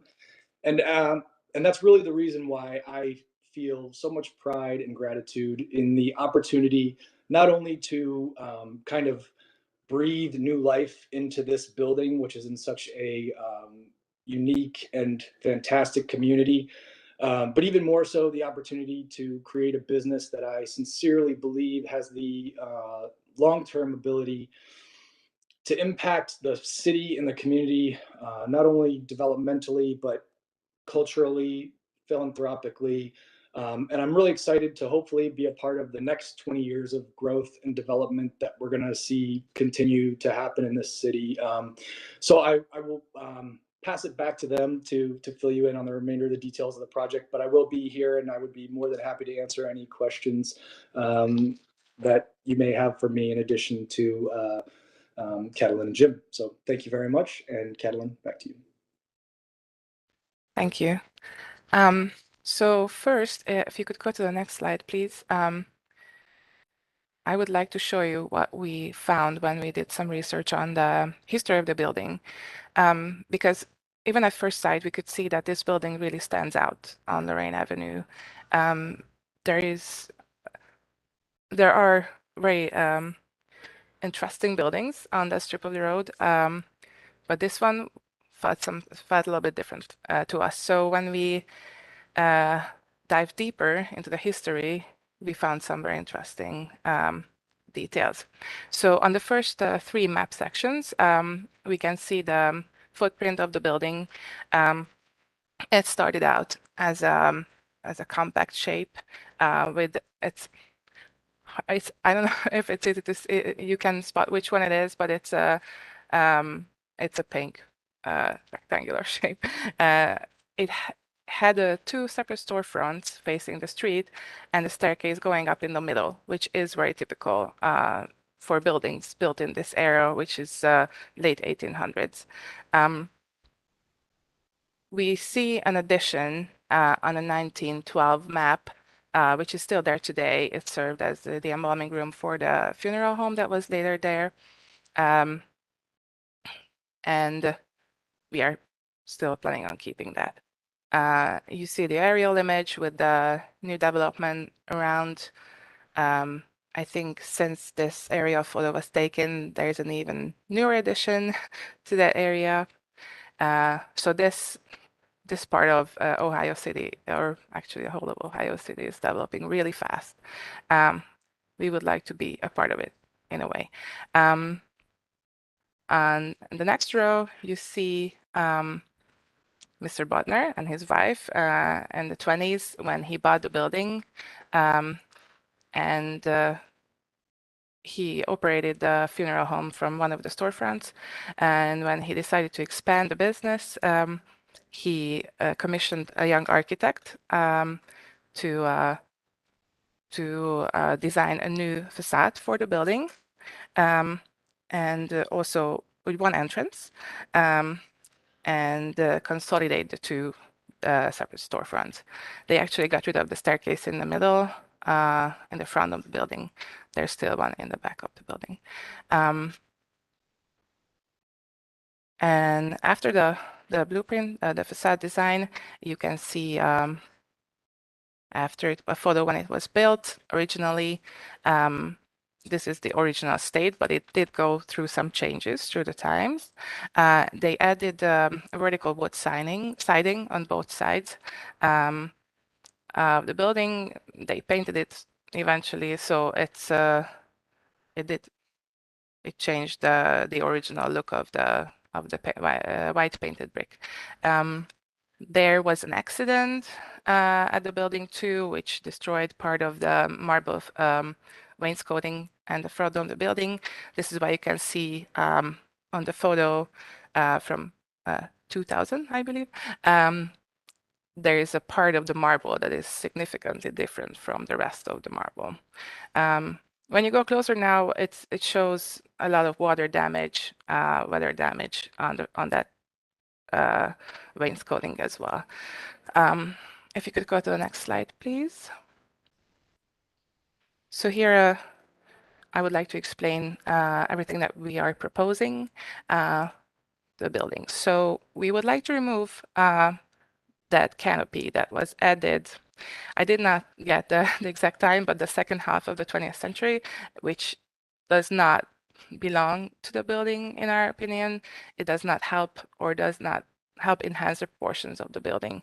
So as I mentioned before, this building always stood out. I talked to Mr. Bodnar, the previous owner, and he said, I mean, I think he probably heard it as a story because he was very young when it happened, but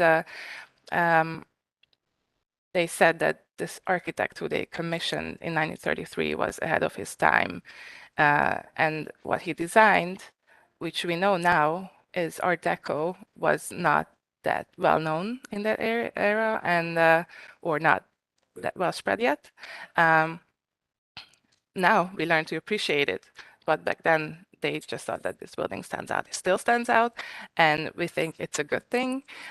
We would like to enhance that by preserving this uniqueness by enhancing its Art Deco features with today's materials and today's design ideas. So as I mentioned, we would like to remove that large canopy, but we would like to add a smaller one which fits in with the proportions of the building, as you can see on the elevation, on the north elevation. The drawing in the upper left corner shows how we imagine it is suspended, how the water drainage is solved. So it gives you a better idea of what it should look like from close up. We would like to keep the ornaments under the second story windows. There are some ornaments that we would like to clean. They are hard to see now because of that big canopy, but they are there.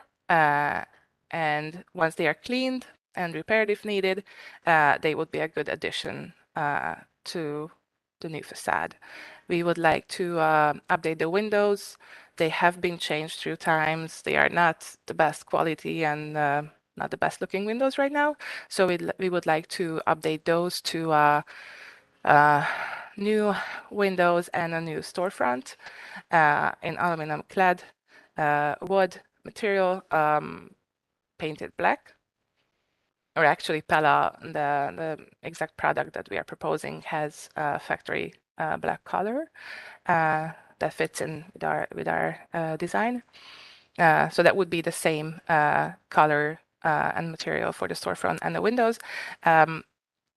The windows and the storefront door would be the Pella Architect Series traditional windows and doors.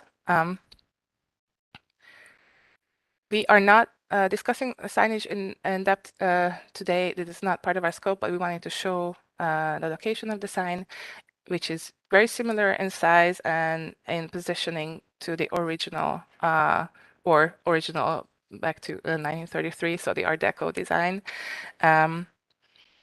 We would like to bring the Art Deco materials like brass to the facade a little bit more. In the original plans, the door handle and grab bars were brass. We would like to do that too, and we would like to add subtle details in brass, like on the sign and on the canopy too. On the drawing in the bottom left corner, you can see a detail. This is an Art Deco design that we came up with. It's not one of the two ornamental ones because this building is not that type of Art Deco in our opinion. So we wanted to go with the simpler design. For the wainscoting, which we will have to change, we would like to make it a more homogeneous material, homogeneous looking, so not that very textured and colorful marble is not what we are going for. So we would like to change it to black granite slabs, which would also work well with the weather conditions in Cleveland, and it will keep the contrast that is existing, and we think an important part of the look of the building between the contrast between the black wainscoting and the blonde brick on the rest of the facade.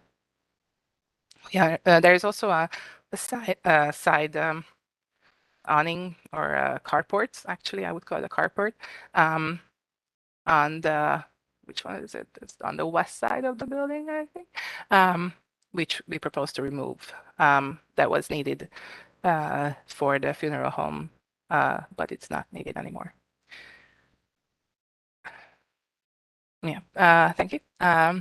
So for the site plan, as you might know, there used to be a very big parking lot serving the funeral home. This is not the case now. There is a new apartment building on that parking lot. So we are left with a very narrow side yard.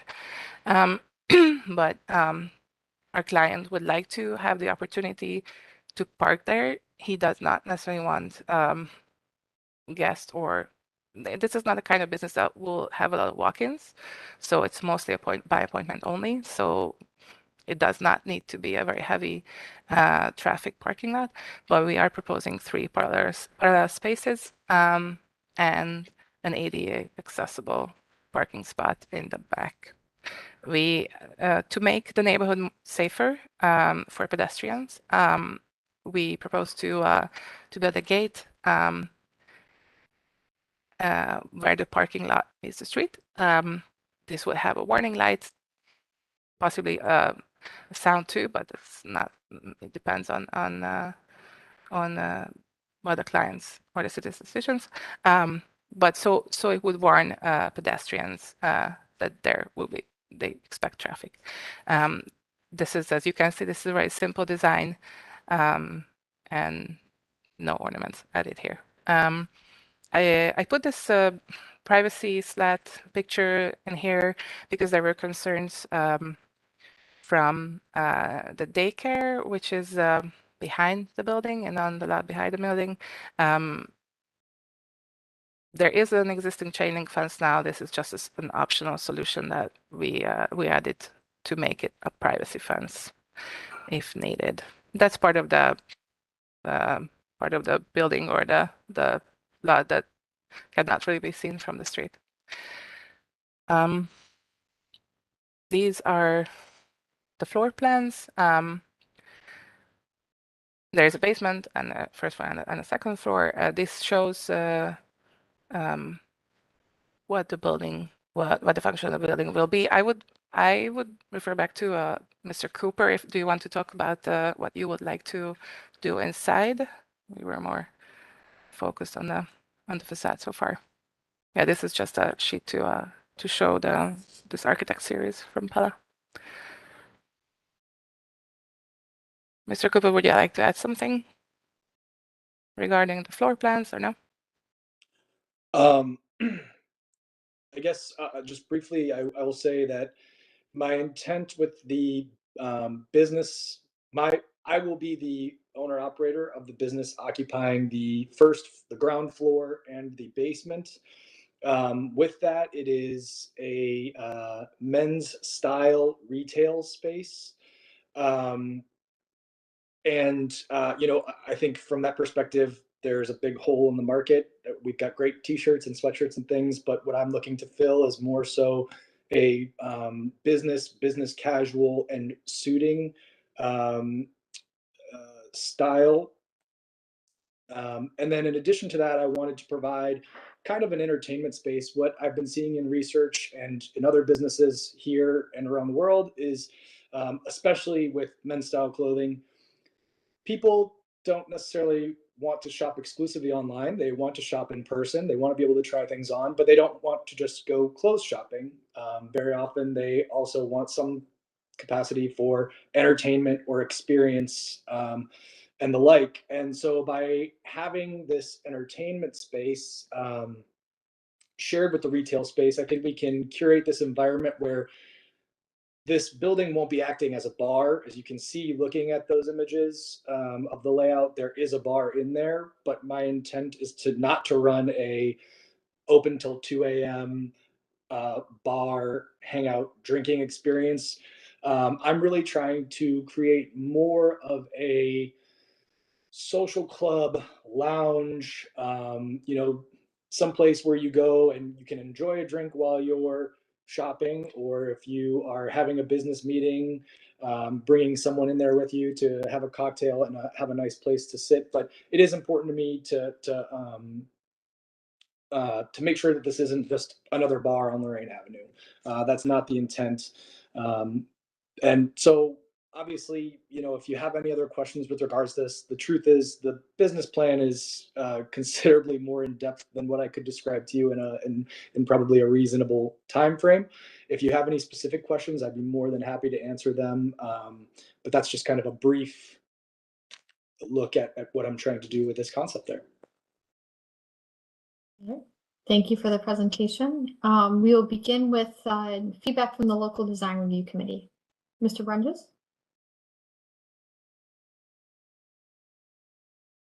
Madam Chair, I'll take this one. Okay, thank you. The Ohio City Design Review Committee approved the project as presented. The committee tabled the project on October 6th with requests for more information on the canopy drainage, sliding gate, and windows, and concerns on the slate material choice. All of those concerns were addressed in the October 20th meeting, with additional comments including that the proposed windows had simulated divided lights. A suggestion was made to review increasing exterior lighting and tree canopy and review the ownership of the fence along the property line for repairs.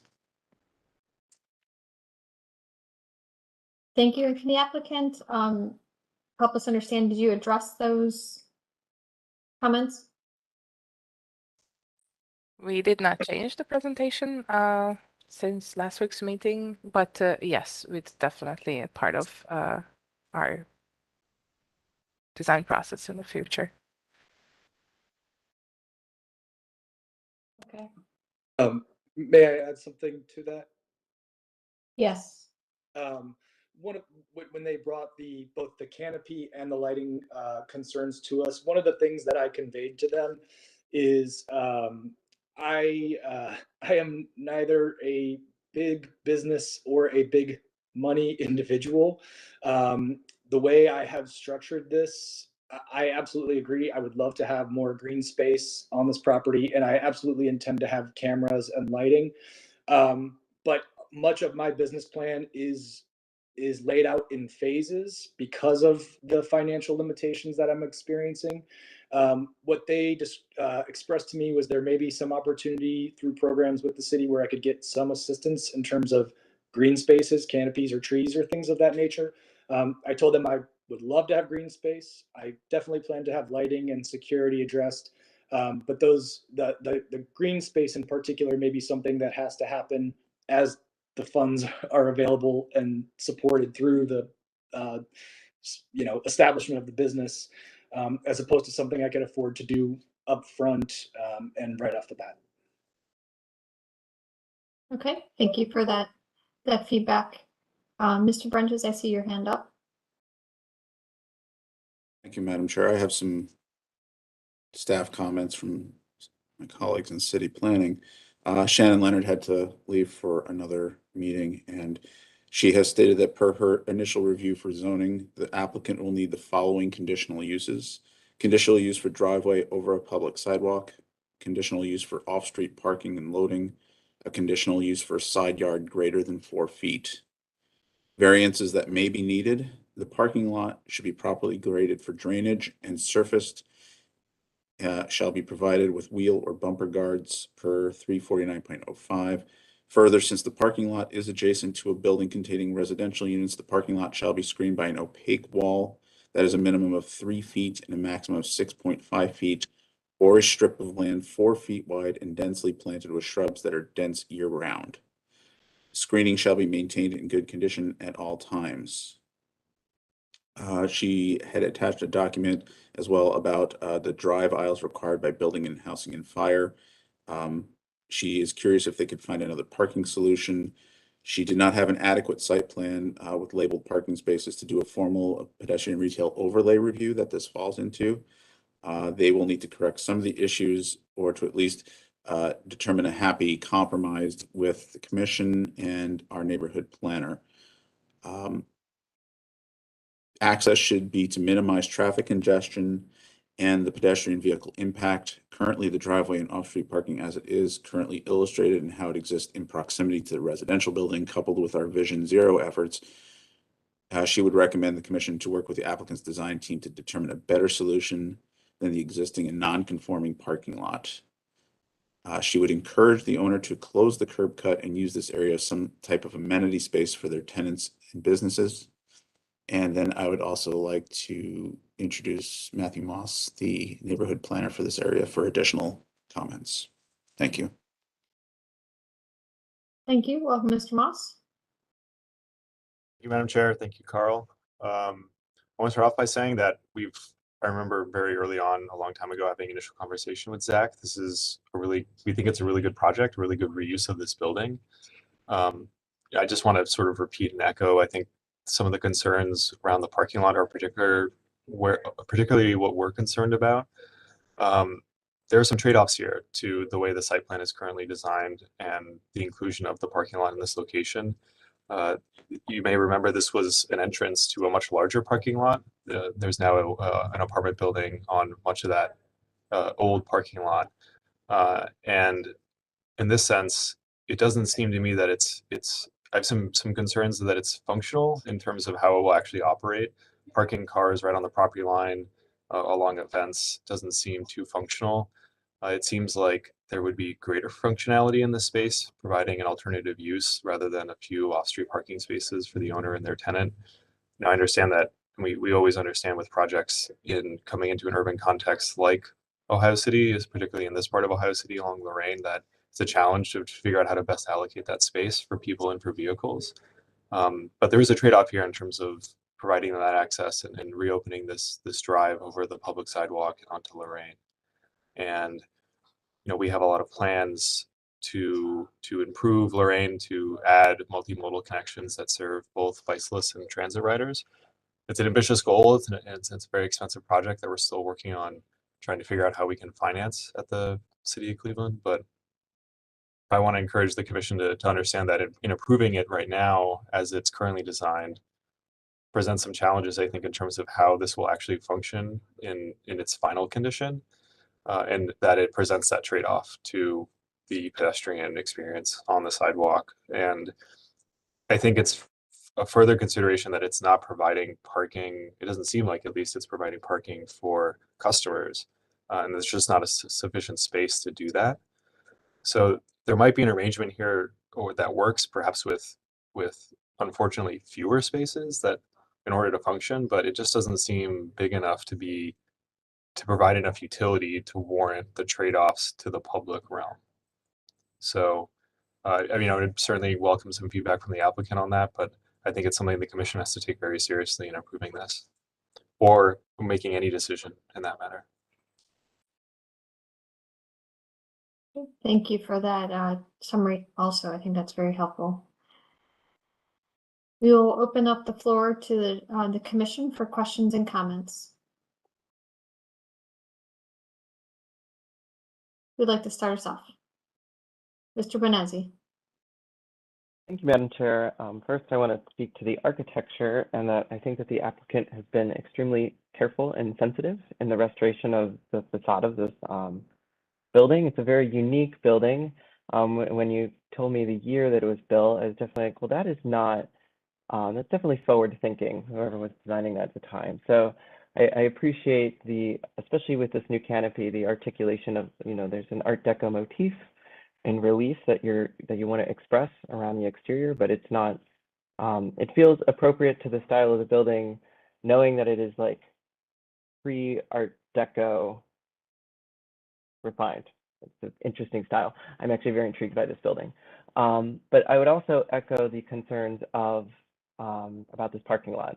And I guess on the one hand, if we traditionally think of the use of parking lot and how we understand it, then it would make sense like this is not a very functional parking space. But also understanding, your business plan and the notations on the site plan, and that this is particularly just for yourself and the tenants and people that would, only people that would know how to use this parking lot are going to use this parking lot. It also changes my, my feelings about it. I can understand it from both standpoints.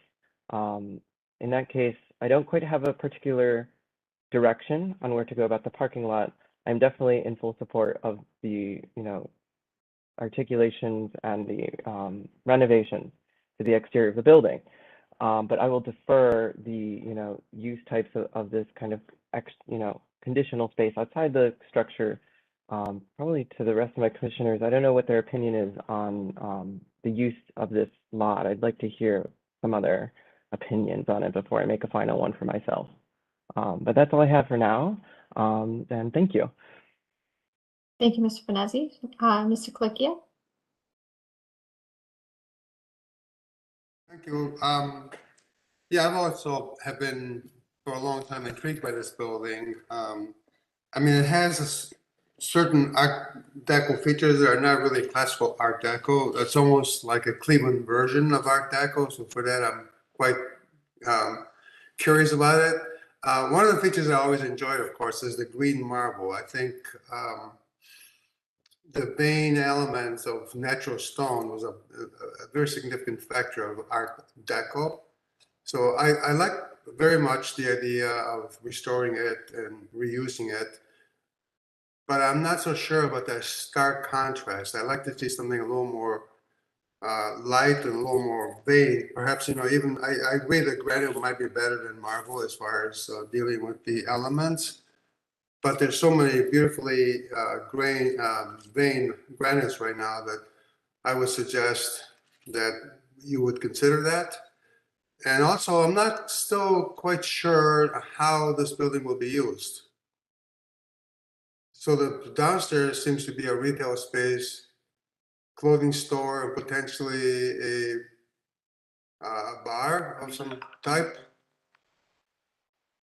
Is that correct? And then how will the rest of the building be used?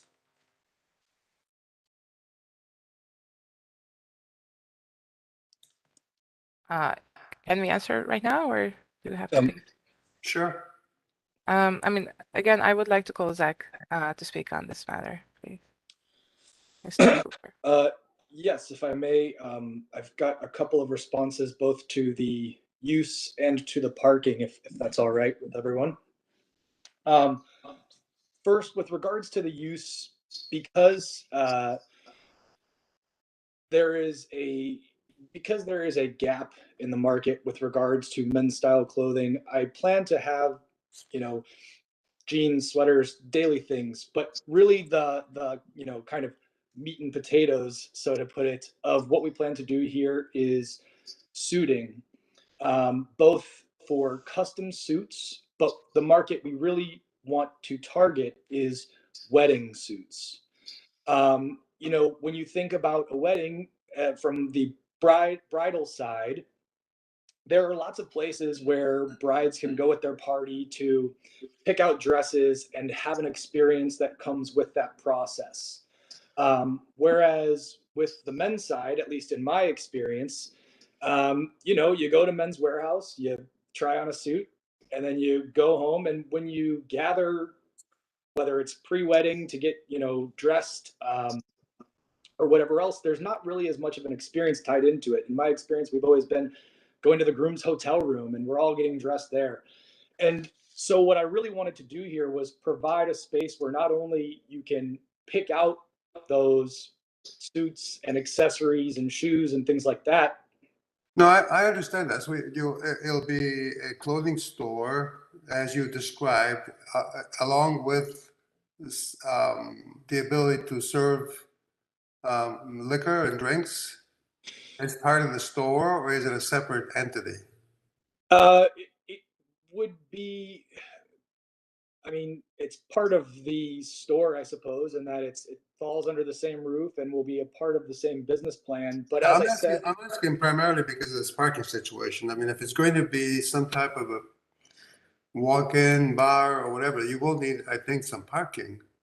no, my plan is not to make this some sort of walk-in bar. What I'm working on is a type of membership, for lack of better term, whereby we would limit how many people would actually get used to the club, the members side of the facility. And then obviously, in addition to that, servicing groomsmen parties or whoever may be coming in for their wedding party to get outfitted in that regard. So while we would ideally serve alcohol, the primary function of this business is not to act as a bar or as a place where you would go to get a drink if you're just looking to go out and have a good night out. It would more so be a place where if you're coming into the store to shop, we could offer you the opportunity to purchase a drink while you're shopping, show you some of the entertainment sides. And then if you enjoy the space, you could potentially become a member, at which point you would have access to utilize the full extent of the entertainment side of the house. No, I personally like the idea that you're describing. I think there's something similar to what you're describing in Chagrin Falls, if I'm correct. Are you thinking of Cuffs? Yes, yes. Yeah. Yes, they do. They have a wine vault on premise. They do custom suiting upstairs, and on the ground level, you can find candles, fragrances, and your everyday sweaters, jeans, etc. So this is kind of a if I could put it, because Cuffs has been around for 40 plus years, operating with that business model there. And what I'm trying to do is kind of take that and just modernize it a little bit and add a few new features from an entertainment perspective. But you are correct in that it's similar in style to what they've done there for over 40 years very successfully. Okay, thank you. And then I would like a response to my architectural requests pertaining to the granite versus, something a little more colorful, more veined, and more natural looking, without perhaps providing such a sharp contrast to your black and white elements that you're creating. Yes, I agree that the level of contrast is higher now than it originally has been, as in on the plans from the 30s, it was only the wainscoting that was black marble with more detailing. So like white details. Originally it was with white details. The green that you can see on the photo from 2000 is, I mean, I know the information on this one because I got the chance to talk to Mr. Bodnar, that the green marble is there because, or that exact material was chosen because they had someone working at a, was it Tombstone, or he had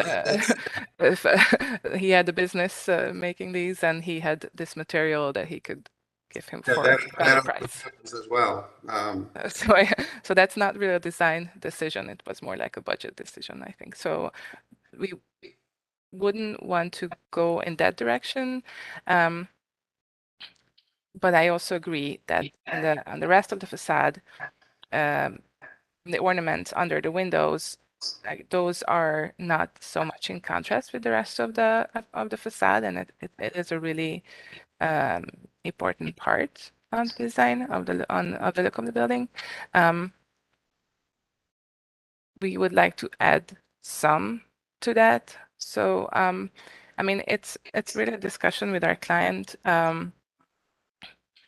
The whole design process, through the whole design process, we were going with a darker material. It was different materials. We had different options for the wainscoting, but it was always a darker material. We also considered removing it, but we know that the brick behind it, as you can see in the photo from the accident, it is a different kind of brick than was used than the one that was used above it. So it's not the same better quality blonde brick.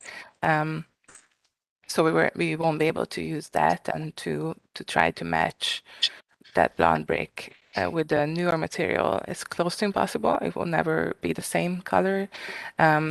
So we decided to keep the contrast. So as much as I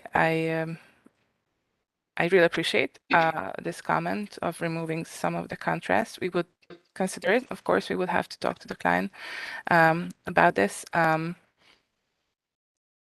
we would like to keep some level of contrast. No, I always enjoy seeing that because it does distinguish that building from the rest of the buildings on Lorraine. Green marble is a good material and it's readily available. Obviously, they mess things up by replacing it with a totally different type of green marble. But I think having that veining and contrasting that building instead of trying to blend it in, because there's so much of this black and white going on Lorraine and nearby, that there's a tendency to blend things in. But this building is so distinguishable that I think being a little more different than what's going on Lorraine right now would be very helpful and more appropriate, I think, to the nature of this property. As far as, the parking situation, I mean, I like the idea of being able to walk, and we're nearby the West Side Market and the whole region, so there is an element of wanting to walk and experience the walking experience. But so I'm not really that concerned about the parking, but I am concerned about the aesthetic elements of this really interesting building. And those are my comments for the moment. Thank you. Thank you, Giancarlo. Ms. Anderson? Thank you, Madam Chair. I'm really excited to see this project in this building that's been sitting kind of derelict for a while. It's graffitied and looks kind of sad right now, and it really is a very elegant modernist building. I think you've put a lot of thought into this this renovation. There's a few comments I want to make and a couple of questions I have. There are some leaded glass windows on the first floor. It looks like you're removing them. They don't look to be in bad shape. I guess my inclination would be to retain them, but I'd like to hear what the applicant has to say about them. Yeah, with regards to those windows, you can see in this bottom right corner photo that's on the screen currently, the awning that exists as it is actually cuts off a portion of the visible window. So what we found is those stained glass windows, they don't actually cover the entire area that is the window. They're only partially there because the awning covers the other portion. So my goal is to maintain those and use them in some capacity in the building, whether it's in the windows, I'm not sure, just because they don't actually cover the whole window. They'll absolutely be featured in this building in some capacity, but because we're taking that awning down, you would only see half of it, and I don't feel like it would give the nice look, finished look, and the distinguished character that you've described this building as having currently if they don't look finished in that space. Thank you. And as for the windows in the, there's a photo in the middle row on the right-hand side. It looks like they have like a vertical element to the window, vertical mullion, a single vertical mullion. It does not look like you're going to be using that. And I would like to see that continue in whatever you apply in that opening.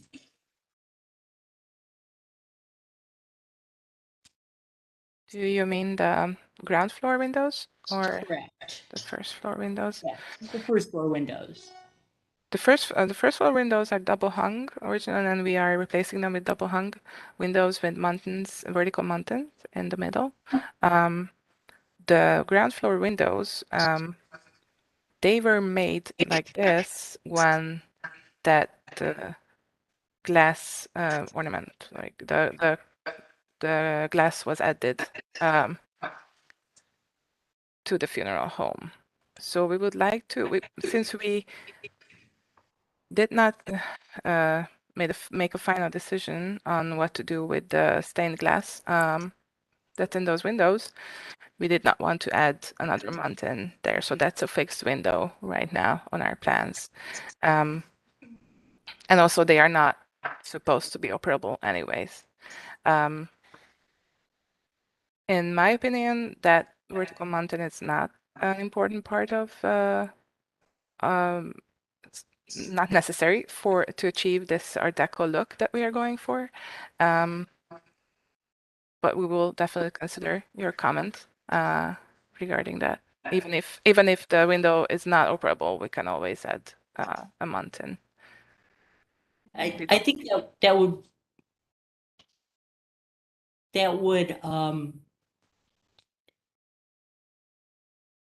I think it would just improve it. I think it would be more in keeping with the original, and I think it'd be an easy modification to make. I have a couple of other comments. I like your new canopy, and I like the deco design elements that you have in your canopy. My concern is that this building is a light colored brick. It has a really nice element between the windows, between the second floor and the first floor windows. Again, that's a nice light color. There's a light feel to this, but the black granite and that black canopy is very heavy, and it really is provides too much contrast with the lightness that's already existing in this this building. I really appreciate the fact that you're going to be using a natural stone for that first floor wainscoting. I think that's to be applauded as opposed to a man-made material. But I concur with Giancarlo. I would like to see a lighter color material there. You know, ideally with a venation, if you can find that green court, you can, Giancarlo, it's still available. But I think the black is going to show a lot of dirt and salt and that kind of thing. I also feel that the black canopy, it's going to just, black is not forgiving. It shows a lot of dust. It shows a lot of wear. And I don't think it's appropriate for the, you know, elegant treatment you have with the rest of the building. And I wanted to mention, as far as the parking goes, there is no alley access for this building, correct? That's correct. Okay, there's no alley access. You know, then I feel you're going to need some parking if you're going to have tenants who, you know, remain in the building and stay for a long term. They're going to want some off-street parking, and probably your staff and, you know, maybe some of your clientele will need some sort of off-street parking. So I think some parking definitely needs to, adequate parking needs to be accommodated in this plan. Thank you, Ms. Anderson. Thank you. I think I'll make mine and then we can continue to, I'll ask for a motion. Yeah, I think the restoration of the building is very elegant. I do appreciate that you're trying to retain the original detailing and the language that the architect intended. So I appreciate maintaining the majority of the detailing and or restoring it. I would agree that, I would appreciate using the original, green marble or something closer to that versus the black, because I think it, this is such a simple building and, simple but elegant. So, has minimal details, but that the marble is one of them that I think really add to this, not the marble the replacement marble, but the original one. And I do agree with the comment of either retaining the stained glass windows or adding the mullion on the first floor. Related to the site, I am still struggling trying to figure out how that parking lot would be used, and knowing that this is a pedestrian district and the direction that the city has is moving for Lorraine Avenue. I'm not in fully support of the parking lot. The building restoration I am, the parking lot I am not. So those are my comments. With that being said, would someone like to make a motion?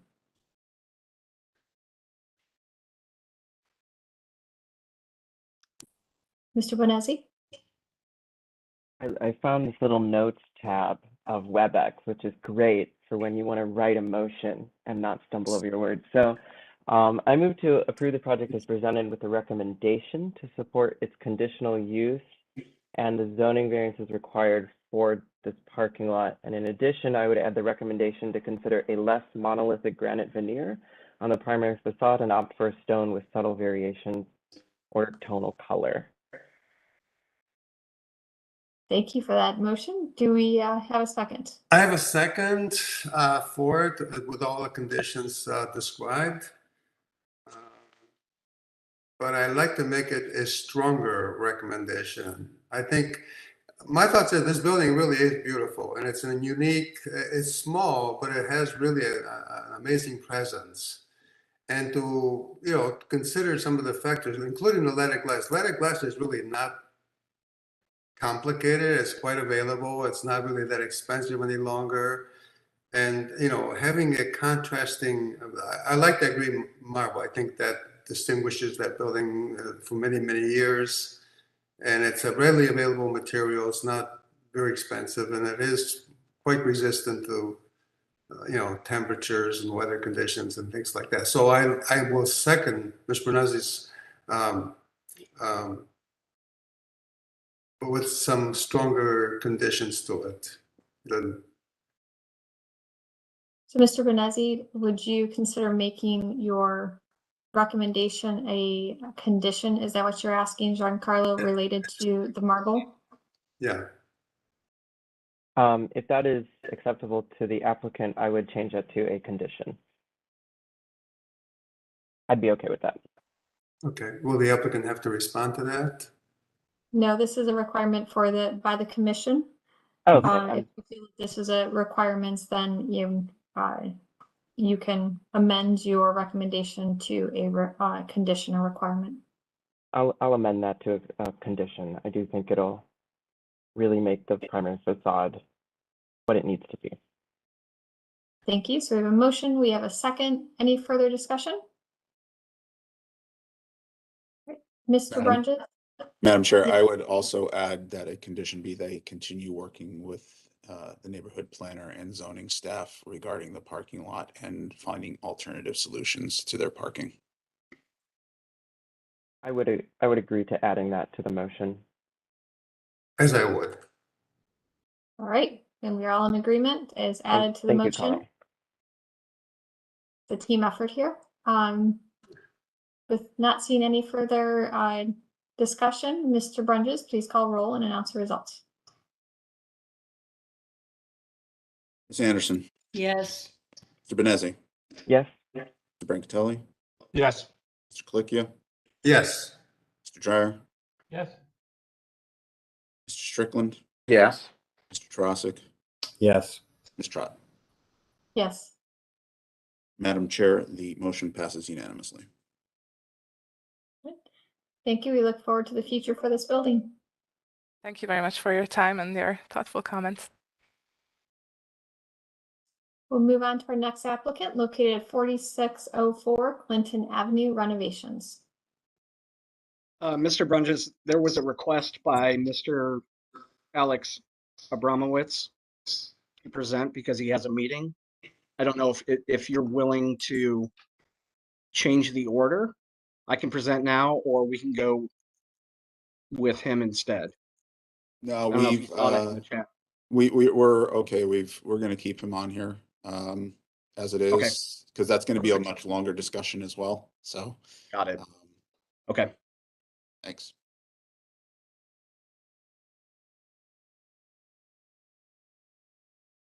Go ahead, Mr. Rude. Thank you, everybody, for your time.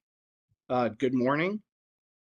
This is a presentation for 4604 Clinton Avenue. It is the restoration of an existing home over in Ohio City. I will give the caveat that the presentation that you are currently seeing is the one from last week. There are subsequent discussions that we have had with the owner and the contractor in terms of some of the recommendations that were made off of the previous presentation that will be implemented, and I would be fine with having those included as conditions if you decide to approve. Next slide.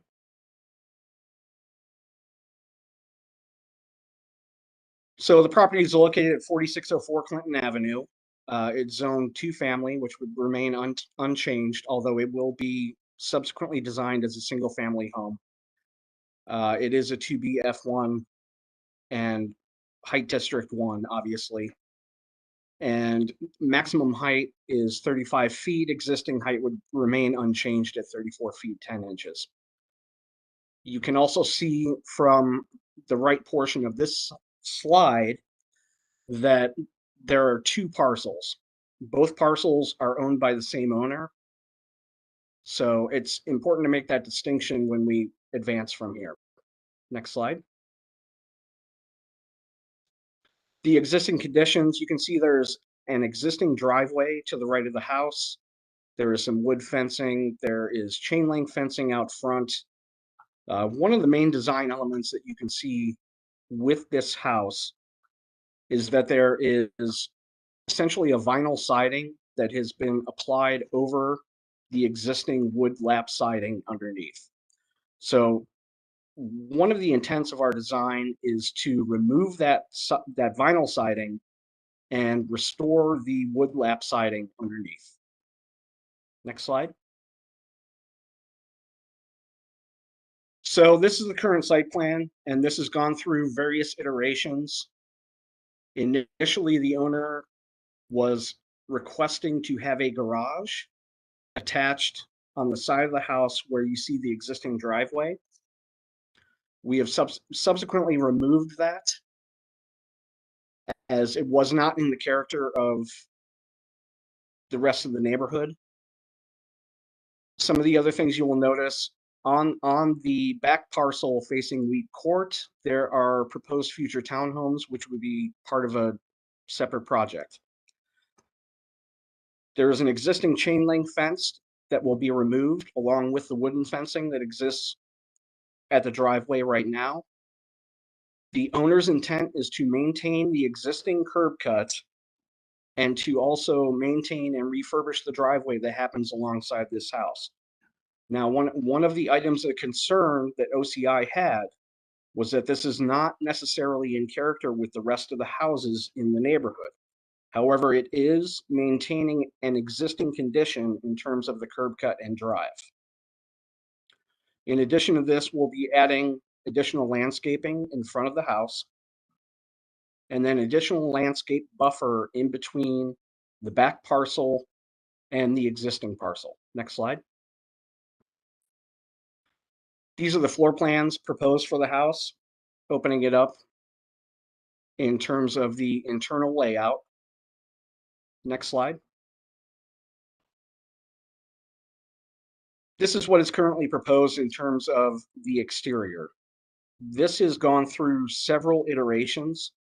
We initially were changing the double dormer on the front of the house to a single dormer. And it was suggested that we maintain a double dormer on the front of the house. The garage has been removed. Some of the other changes that we have implemented based on feedback are number one, materiality, and number two, color. So we have changed the materiality to essentially, we initially proposed dark gray, black trim, and we've subsequently moved away from that to an indigo blue for the lap siding. And another consideration is a lot of this siding has been damaged by the subsequent application of the vinyl over it. So it'll involve a significant amount of repair, but the intent is to restore that siding to its original character. You will notice on the back of the house facing Lee Court, we had initially proposed having a walkout patio that has since been removed based on recommendations and feedback from both Block Club and OCI. And what is proposed is to introduce a single dormer off of the back of the house facing Lee Court. One of the other concerns that was brought up was in terms of materiality. If you want to go to the next slide. So we will have a wood lap siding, indigo color, to match the existing. One of the changes that we are going to implement is, in lieu of having Quaker Residential vinyl double hung windows, we will be switching to an Anderson 400 aluminum clad wood window. Also, soffits and fascia throughout will be restored in wood. There was concern in terms of materiality, how that would be addressed. Next slide. So for our porch materials, we're proposing TimberTech railings, which is essentially a clad material that will be used for all the porch materials, and then also a VersaWrap column wrap over wood columns that will replace the existing.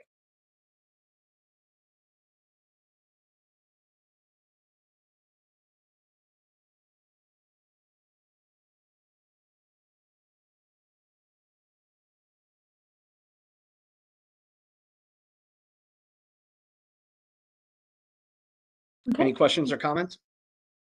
Thank you. Just want to make sure you're complete. Yes, we will begin with feedback from the local design review committee. Thank you, Madam Chair. The Ohio City Design Review Committee denied the proposal as presented. As mentioned, this presentation has not changed, but willing to make changes and has in the presentation verbally said there will be changes. So from the design committee, they had opposition to the use of vinyl clad windows, the curb cut on Clinton, and the use of PVC materials, and requested more information on the porch material and siding. The committee prefers fiber composite materials over PVC and are pleased to see the lap siding and front door restored. The committee questioned the height of the railing and stated that 32 inches is recommended. The project was tabled by the committee on October 6th with a request for more information on material selections for door, windows, paint, porch, and railing. Changes were made to the presentation at that time that included changing the paint colors to indigo and white and adding more information. Staff will comment that, as mentioned, the same presentation, but the curb cut on Clinton is existing as part of a shared apron to the neighboring house as well.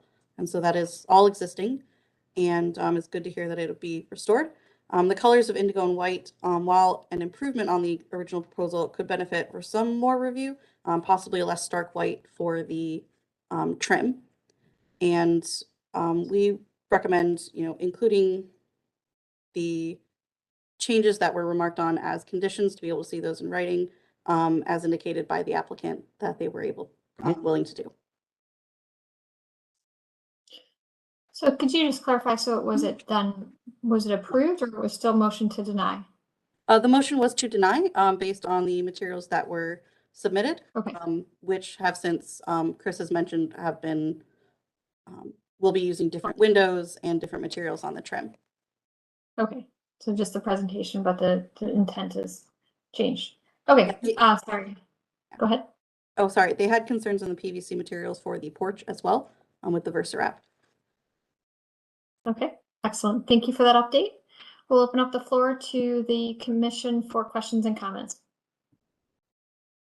And we have lost a few members here. So Mr. Brancatelli? Yes, thank you, Madam Chair. Can there be clarification again on the issue around a shared drive or how that drive is being utilized?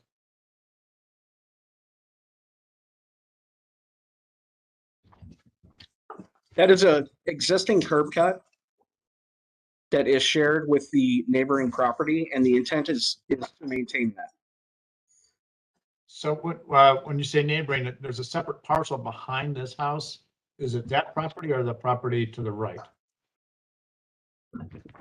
The property adjacent is a single parcel. The property under review is a separate parcel behind.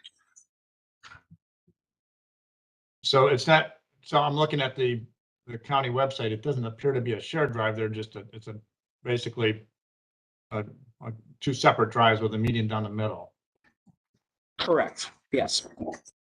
Okay. Thank you. Thank you, Mr. Brancatelli. Ms. Anderson? Thank you, Madam Chair. I have a couple of comments, a couple of questions. Happy to see the siding removed and the restoration of the wood trim around the doors and windows. I think that'll be very helpful because this is a lovely home. I'm glad that you're keeping the double dormer because that's a distinctive character feature of this home. As far as the trim color, there's a lot of different whites, and you know, some whites like a titanium white is not in keeping with the historic district. Do you know what shade of white you will be using? It has not been specified yet with the owner and the contractor, but they would certainly be amenable to doing a warmer white in terms of the actual hue of that white itself. Yeah. Okay. Yes, they would be amenable to that. Okay. My concern is, probably my primary concern is the indigo color, and I really wish that Stephen Harrison was still on this committee because I don't know that it's an appropriate historic color. I mean, I'm seeing more and more of it pop up everywhere. In addition to that, I think I counted 4 other properties on this block that are either gray or, you know, like a dark color like that. And I don't really mind the gray, but I just think it's everywhere. And, you know, I'm just not comfortable with seeing as much of it as we're seeing. So I don't know if anybody can expand upon this, or whether that is a historic color, whether it isn't. I would welcome to hear any other information people can provide here. I have a question. Is there alley access to this property? There currently is not. Okay, there's no It's alley. essentially it's essentially a driveway that terminates. Okay. And part you of know, the issue is with all of these houses on Clinton Avenue, most of them have access to Wheat Court. This one is an exception, obviously, but we are attempting to, for the sake of number one, it being a unique consideration, being 2 separate parcels, and number 2 being one of the few houses that actually does have an existing driveway, to maintain that. Now, the design of the future townhomes, obviously, that's a separate project that we'll have to work through drive apron and everything else for that. But again, the situation of this house and the combination of the house and the driveway is kind of a unique condition. And we're trying to maintain the existing conditions for that. Well, I support that. I support maintaining the existing conditions to give it some off-street parking. And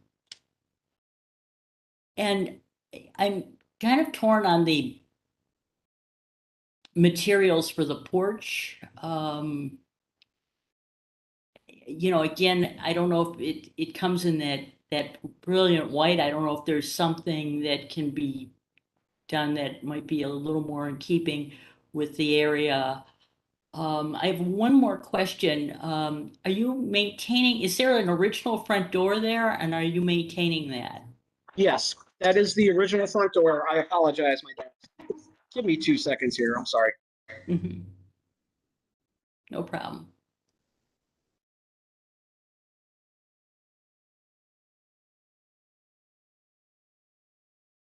Just make sure the cat doesn't climb across the keyboard. Yeah, it's his dog that I know, Chris, it's his dog I think he's chasing. I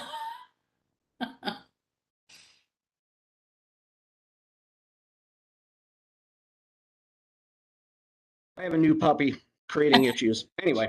All right. Yes, in terms of materiality, we can certainly look at different color schemes for the trim and for the porch materials. But yes, that front door is the original door that's going to be restored. That's good to hear. Yeah, I think that pretty much covers it for me. Thank you. All right, Mr. Bonazzi. Had to get to the unmute button. Thank you, Madam Chair. I think overall the renovation of the house is,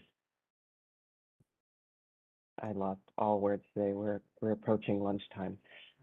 Sensible. I do notice that there's the trend of the darker colors, and you know, being in the architecture field, it's a trend that people thought would be a trend and is becoming less of a trend and more of a day-to-day condition. But I'm at least happy, though it is a darker field color, that you've considered a field color that is tonal and not of the grayscale, right? It's at least a color, not like we get a lot of like, I just want my house black.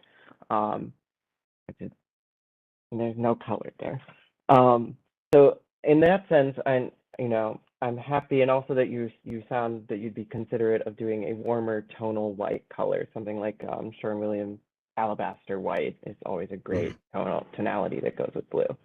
And then also the consideration of doing the aluminum clad windows. I know in the price, the quality difference, I can assure you from my field, you will look at yourself 5, 10 years down the line and say, thank God I did that.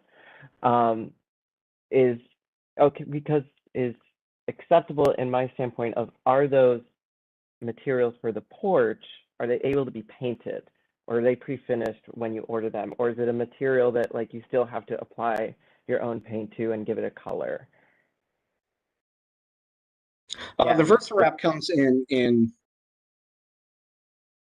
I don't believe that Versarap has custom colors.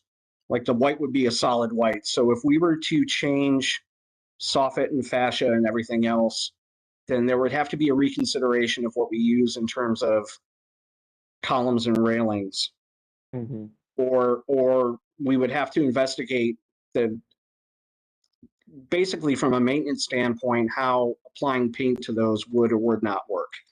So the TimberTech railings, just looking at this cross section here, it already kind of looks like a painted product. Yeah. Right, that it's like it comes primed and then you can paint it whatever color you want. And then I believe you said that you had the intent of switching the type of product you were going to use for soffits and trims to something that would be paintable, like a cementous product. Am I correct in that? Correct. So Correct. from that standpoint, I feel like there'd be the ability, because you have the intent of doing these conditions, that you can unify the whites across the house. Yes. And that would be something that I personally would feel very comfortable with. And then my last point is I'm very intrigued by your driveway, but there's never, you know, if it's already existing, then it's like, what am I going to do? Make you rip it out? Like, that's stupid. It's just interesting that that exists. Like that somehow, by the history of this property, we ended up to the point where you have this very interesting driveway condition that forces you to be friends with your neighbor. I find that interesting. Not applicable to my comments, but I just find it interesting. So overall, I'm in favor of the house, given, you know, the few considerations that you seem willing to do. And I look forward to it. And that's all I have for now. So thank you. Thank you. Thank you. I think my fellow commission members have said it. You know, I think the renovation is modest. I appreciate that you've taken some of the feedback that you received from the committee to heart and are willing to continue to work to move this forward. I don't have any major objections to it, as long as we could continue to work on the final trim colors and soffit and porch materials with staff. And the driveway condition, since it is existing, I have no objections to maintaining it, knowing it's really an existing condition. You're not making it any worse. You're just maintaining what's currently there. And in this type of neighborhood, having a driveway of any sorts is appreciated. So with that, would someone like to make a motion?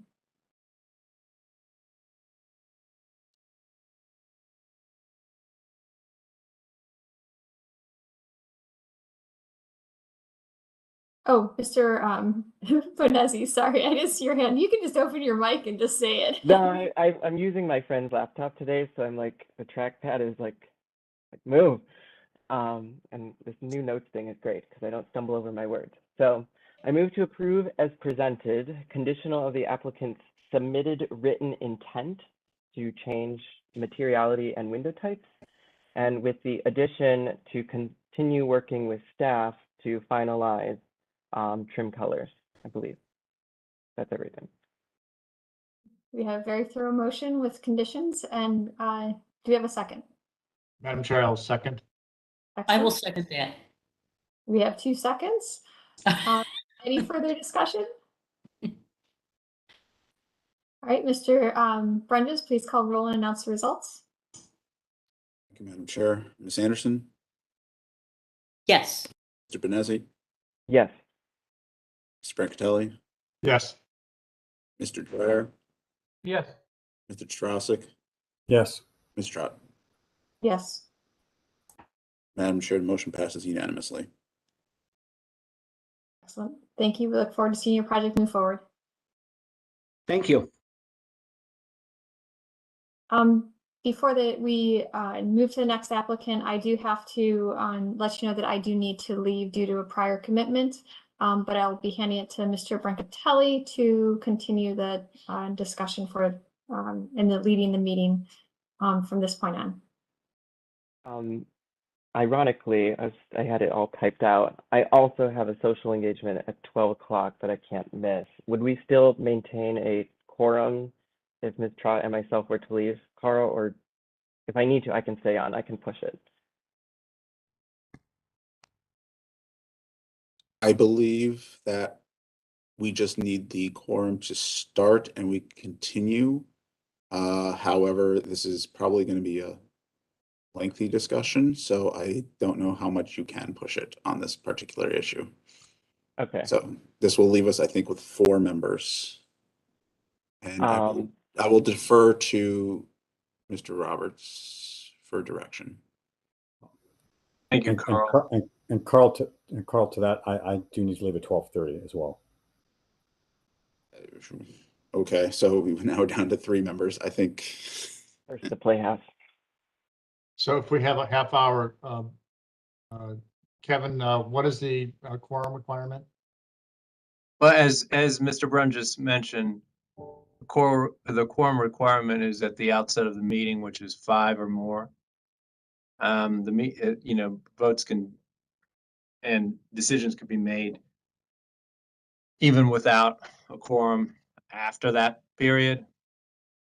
However, I think an applicant would have the opportunity to continue any certificate of appropriateness for reasons of a lack of quorum.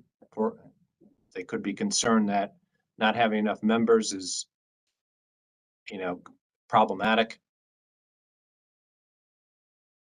Alex, Brand- Alex, where are you at on this? I would love to give this a shot and see how we do and how far we get, because I gather the next time I can get on the agenda is December. So I'm inclined to move forward.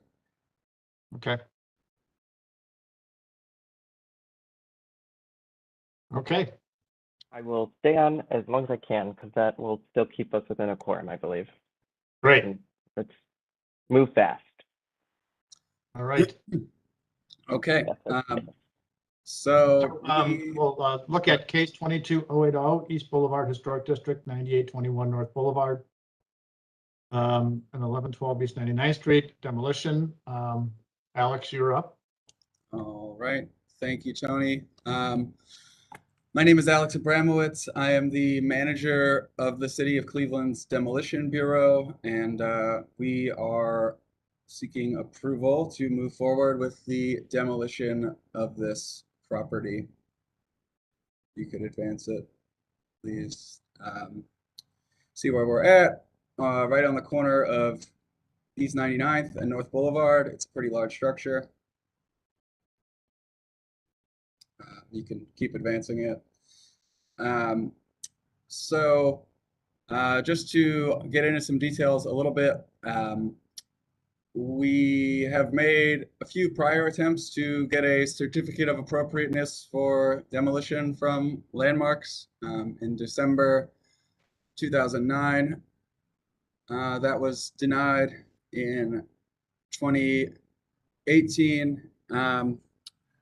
That was tabled and subsequently denied. In 2018, this property, they noted, had received 6 complaints on several separate occasions and had an outstanding tax bill of $70,000. Today, that stands at $115,000. To keep moving forward here, Carl, we presented in 2022 in January. I believe it was Local Design Review that tabled this. Feel free to correct me if I'm wrong. And we picked this up last week, and formally or informally, I'm not exactly sure if there was a quorum, but the committee moved to support demolition, which is quite rare for them. Keep going forward here. Surrounding houses are really quite well maintained. That sticks out a very good bit if you come and see this property. If you want to poke around on Google Street View, you will see that for yourself. There's imagery from July of this year, and you drive that street and this property really jumps out at you. There are several, as of when we went out a couple weeks ago, there are several windows that are wide open, busted out on the first and second floor. The city has gone out and boarded up this property on multiple occasions. We don't board second floor windows, so yes, we could go out and board up the first floor, but the building envelope continues to be open here and not protecting this property from further decay. I spoke with a neighbor over the summer out here who lives directly across the street from this property on North Boulevard. She is a foster parent and has been trying to get the city to do something about this property for years and years. This is an attractive nuisance that does cause problems to neighbors, and to not have a plan to address it is a problem one way or another. And I don't look to demolish anything that we don't have to. I take no pleasure in that. But with properties like this that are generating complaints and causing problems in a neighborhood, there needs to be an actionable way to abate the nuisance here. And I completely understand the need and value of historic preservation, but people live next to this house and we really cannot ignore that. These do not exist in a vacuum, and the condition of this is rough. We have approved properties for demolition here that I think would make for easier rehab candidates than this one. This is a major job, both because of the size of the house and the scale of deterioration. And we can get into that some more and discuss. I'm not sure if everyone here has been to the property or not. I know we did a site visit that had pretty good turnout in January. This was once a very beautiful, lovely home. But at this point, if we're not going to move forward with demolition here, then there needs to be another very real plan that's going to happen soon, because this is causing problems. And I told the neighbor that I'd follow up with her, and if we're not moving forward here, just to see what happens, that's not a great answer. So happy to discuss further. Thank you. Thank you, Alex. Was there a staff review on this, Carl? Is there a design review in this district? There is. Jessica has that report. Okay, Jessica. Thank you. The Magnolia Wade Park Grantwood Allotments Design Review Committee saw this on the 20th. They previously tabled it from January. They did not have quorum. They only had 3 members available. The 3 members voted to approve based on the home empty for a long time does not lend itself to a successful renovation if it could be put into someone else's ownership. 1 member wrote in their opinion as they were not able to attend, and they did not approve of the demolition. It is on a large corner of the neighborhood and a solid structure that could be rehabbed and a good investment in the neighborhood. Okay, thank you. Carl, staff review. Thank you, Mr. Chair. First, before a staff review, I'd like to get a few more answers on, once it's grassed and seeded, what happens with the property after that? What are the next steps? Our demolition doesn't change anything as far as ownership goes. So the owners would continue to own this property. It could eventually go into forfeiture, but this will be a privately owned vacant lot that the city, in all likelihood, will have to continue to do maintenance on. And then it could be foreclosed on and then move into, where to go to the county or where to go to the city, or how does that process work? Sure. If it went into state forfeiture, then with it being a vacant lot with no structure on it, it would go into the city's land bank. If the structure were there when this went into forfeiture, the county land bank theoretically could take it, but they do not take on properties that are in landmarks areas.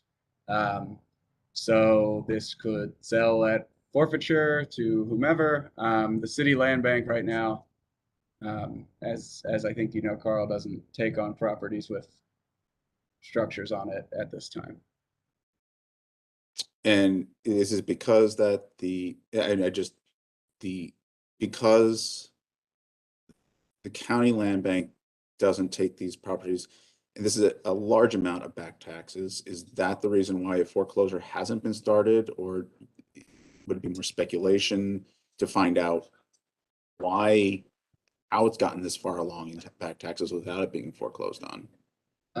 That's a good question. I am generally I know the tax foreclosure process, and Tony, you may know more here, but it's tied up a bit in court right now. But a lot of the properties that get to my desk have years and years and years of back taxes, and probably could be on a different path if they got into public hands sooner and out of the negligent owner's hands sooner. But that mechanism is rather ad hoc at this point, and takes some time. Go ahead, whoever had something. I could add a little bit more on this, Carl, is that basically it's a math issue. There's approximately 35,000 certified tax delinquent properties, and the county only forecloses on a few thousand each year. And when there's a property, these properties have the ability to be tagged. If there's a nonprofit that is interested in renovating, they can actually ask for some of these to be moved up. This property has been left behind. There's no one that's raising their hand to say, we'll take this property in. Exposing this property to a state forfeiture sale is a concern. We just had a state forfeiture sale of nearly 1,000 properties. And we've seen the results of business buyers, out-of-country buyers who pick up these properties for peanuts and then just go out on them. So that this could sit in queue until somebody makes it a priority to foreclose on because of back taxes. But based on the fact that it's nearly 116,000, it doesn't move it up the ladder any faster. It's just one of nearly 40,000 properties that are certified tax delinquent. And how would, because once it goes away, so does the property taxes stay with it, or the back delinquent taxes stay with it, or does that get once the building is done? So the delinquent taxes would stay with it even after demolition, and then the demolition bill would be added to the tax bill as well. But the city of Cleveland then has authority to take in all vacant land. So the lot behind this property is a city land bank lot. So if the city takes this one in, they can combine both of those, and there's something that could be constructed as a large corner lot. Because right now this does not have an adequate driveway. You could not legally build a garage on this if you tried to restore it. But if you combine both this lot and then the lot behind it, then you would have a sizable lot that you can build new. But right now, once the city demolishes it, the demo bill would get added on to the tax delinquency.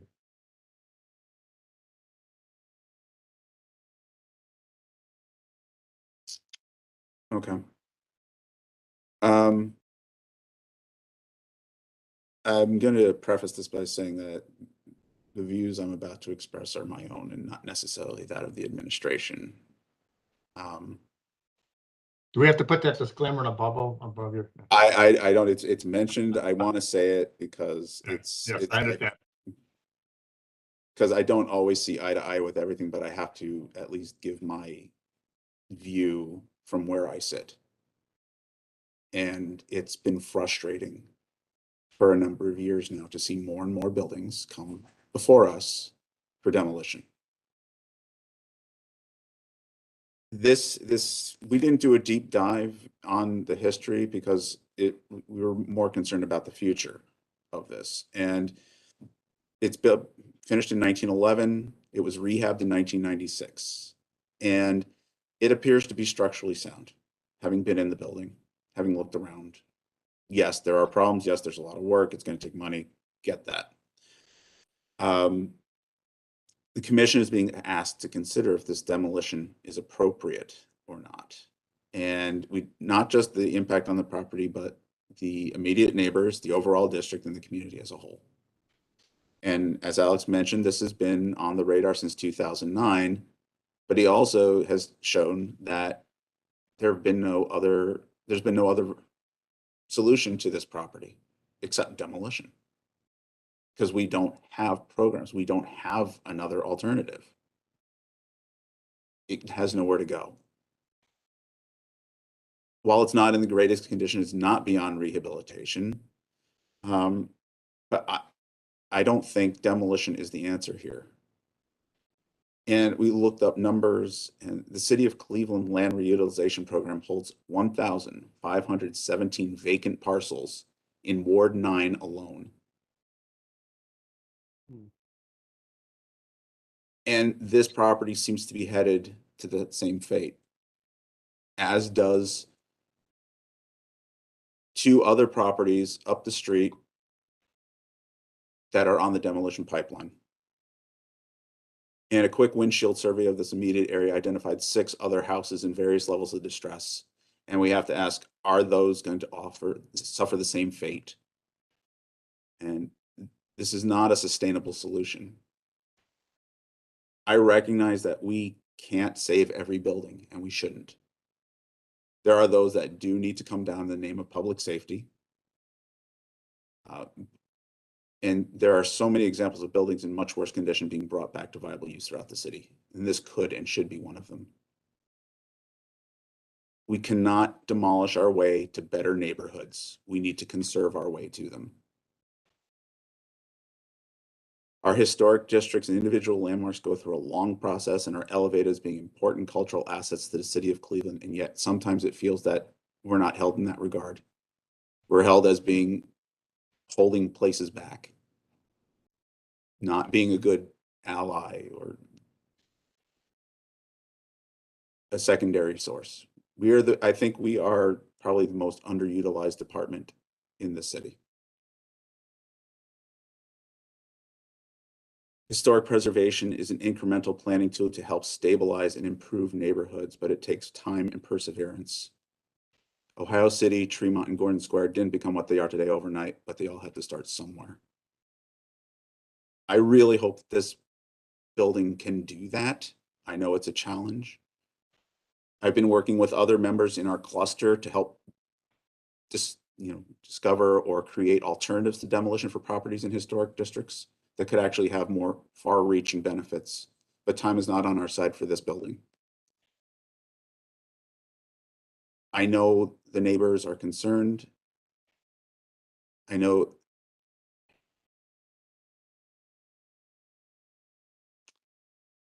I would ask for an additional 6 months of tabling at this level, so we can get some of these, a framework in place to show that we have something to create an alternative for properties like this, and ask that the city go beyond normal procedures and seal the building envelope completely on all floors. A city can be complete and unique only in relation to its own history and essential form, and this must be reawakened, discussed anew, or sought and defended. Thank you. Thank you, Carl. Thank You you, had Carl. noted that this was renovated in 1996. I don't see any permits for this. How is?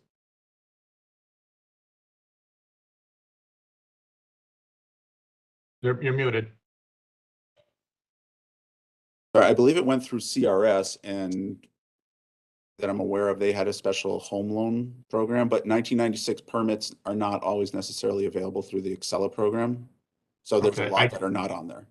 Okay, I was just looking through all the complaints and the violations and the board ups, which is what added to the bill. Yep. Okay, at this point, I will, I know, so it was stated that this had gone through the local committee and they had 3 votes in favor. This had been before this committee previously. I would open up for questions from commission members. This is Jonathan Benezzi. Carl, I just want to expand upon this because this is, an important conversation beyond just this project. That, even in my short time on the commission, every time I see a demolition, it's in the same neighborhood, and it's because you're right there, and I've run this math problem in my head, which is there's nowhere for these houses to go other than away in these types of conditions, and it is disheartening. And I also on this fact of this is going to be a running problem as a city that used to rival the, that's a quick history lesson on the Landmarks Commission, ironically, from a density population of 21 million, let's pull out my school here when I did a thing on here. We were rivaling the growth rate out of New York City. And then we saw an enormous collapse down to a metropolitan statistical area of roughly like 2.16. So this is going to be an issue, and I think it's more important that we have this conversation just on the record, and then we'll come back to this house. But this is going to be something that, I think will take a lot of us working together of initiatives behind each of us, outside of just being on the commission, which is our day-to-day tasks of reviewing and understanding and deliberating on projects, but more so we have an obligation to find a solution or propose a solution or initiate the conversations of what to do with properties like this, because Cleveland is an extremely rich history that is slowly being lost neighborhood by neighborhood, just because the neighborhood isn't popular to, not the new trendy thing to live in. I'm being very frank in this moment. And I agree, Carl, and I'm very happy to have finally heard a sentiment that's been deep in my heart for, in my time on the commission about what happens to these properties. In this particular instance of the property, I'm partially in support of what Carl is saying, which is that, we'll go above and beyond what the city does and completely secure the envelope. But continuing the standard is something that we need to have a conversation about, even though the immediacy of the neighborhood would obviously bring everyone very happy to be like, oh, yay, the evil house is gone on the corner. It solves their issue, but from a larger standpoint, more of these hierarchical questions of what it means for our commission and our department, and the solutions that we need to be providing, or maybe having internal, not just bi-weekly meetings about, but maybe like specialty, like coming together and talking about this issue. I think it's something that we should really start to consider. But I wanted to personally, the personal standpoint, Carl, say thank you for that, because it is something that needs to be said about our city, and something that we can maybe be the spark to a little bit of change. So that's all I have on the thing for now. I know this turned into a very like talking about the ethos of our cells and not so much an answer to this house, which I can understand completely the frustrations of probably the neighbors of this house, right? That it keeps getting broken into, and then Carl, I like your idea of going above and beyond. Like, if we at least secure the house for the winter, we go above what we normally do, and we show some initiative there. In the time frame of the next 6 months, we can possibly see if there's a new solution for this house other than just tear it down. I don't know, Ms. Anderson, you have your hand up. I don't know if you have any other thoughts on this. We're more just like free fall. Just to clarify, Jonathan, the Director Huang had talked about convening kind of I don't want to say blue ribbon, but a committee of folks together to talk about these very issues. One, having resources, because there's no resources to board upper parts of the building and securing them, like tarping them or doing things beyond the normal scope of what we have the right to do under our nuisance abatement laws and boarding up properties and securing properties. But having that bigger picture, and the bigger picture for the Glenville neighborhood and other areas around were highlighted quite well over the past number of years when the neighborhood transformation plan was put out and $25 million was put on the table to help both renovate as well as build new. And they have been building new and have been taking these lots off the vacant lot roll and putting them back to productive use. So as in this case, where this property has been sitting there for a very long time with lots of folks who could raise their hands, to ask to have this be taken into a BOR, which has since now been adjudicated or legislated through courts. Those are some of the issues that we face. So on that point, sorry, Michelle, you do have your hand up. Thank you. Boy, I have a lot to say here, but yeah, I do agree with Mr. Bonezzi, and I do feel also his frustration. I think more importantly than having a structure there or a structure not there is, this particular house really as part of the integral look and fabric of that street and that neighborhood. You have a quality of construction here that cannot be duplicated. You know, we build a house 5 years from now, it's not going to be anywhere near that house. You know, buildings are phenomenal. It's, it's got great space and great light, and I don't think it's very green of us to be putting these wonderful structures in the dumpster, waiting around, put something plastic up there. I'm very frustrated by that whole ethos of, we clamor over new, but something existing is like, all we worry about is, hazardous materials or whatever. I think we need to have a mindset that's really not only open, but embraces the architectural legacy that we've been left by, what was built as a really great and wonderful city. And I don't know what to do about that. It's immensely frustrating. I would like to see the entire envelope boarded up and, given another 6 months, but we have to have some sort of mechanism in place, so that, first of all, we're not addressing these houses 10 years after they've been abandoned. That needs to be expedited somehow, and I don't think there's a system in place yet that there should be for these houses to get into the hands of somebody who can renovate them and bring them into service again, and whether it's for owner occupants or tenants, somebody responsible, not somebody overseas or in Las Vegas or whatever, who is picking these up at a tax foreclosure or whatever.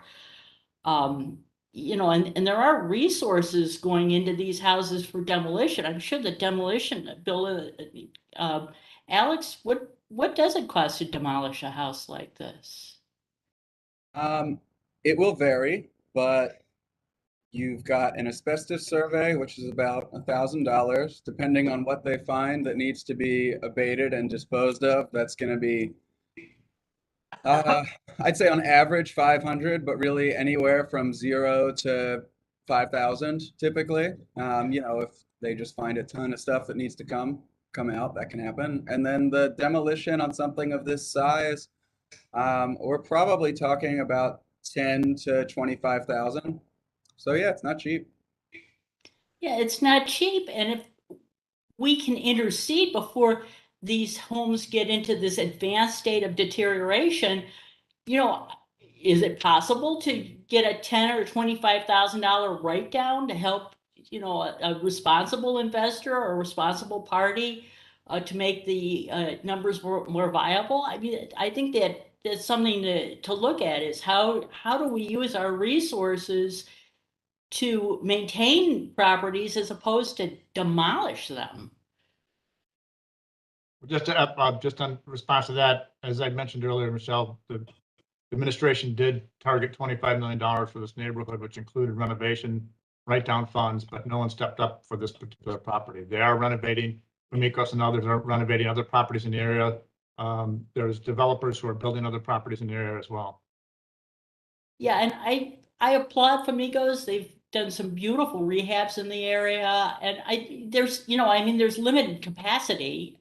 I realize that, but again, I think if somehow these came into the pipeline, we became more aware of them, after, a year of being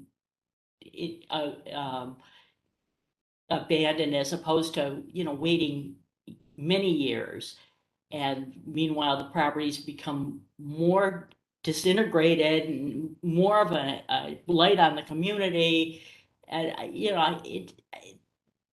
I think there has to be some sort of task force or meetings that need to be started to try to intercede more quickly and to, you know, I mean, like I think I had mentioned before, in Detroit Shoreway, they were working with lenders to get the properties donated, and then they would identify responsible parties and they would sell them for like $5,000. This was, you know, back before Detroit Shoreway became, you know, the mecca that it is now. This is when it was still a struggling neighborhood. But you know, we've got to find something. We can't continue to do So that. yeah, so I agree. I think, you know, as Director Wong talked about having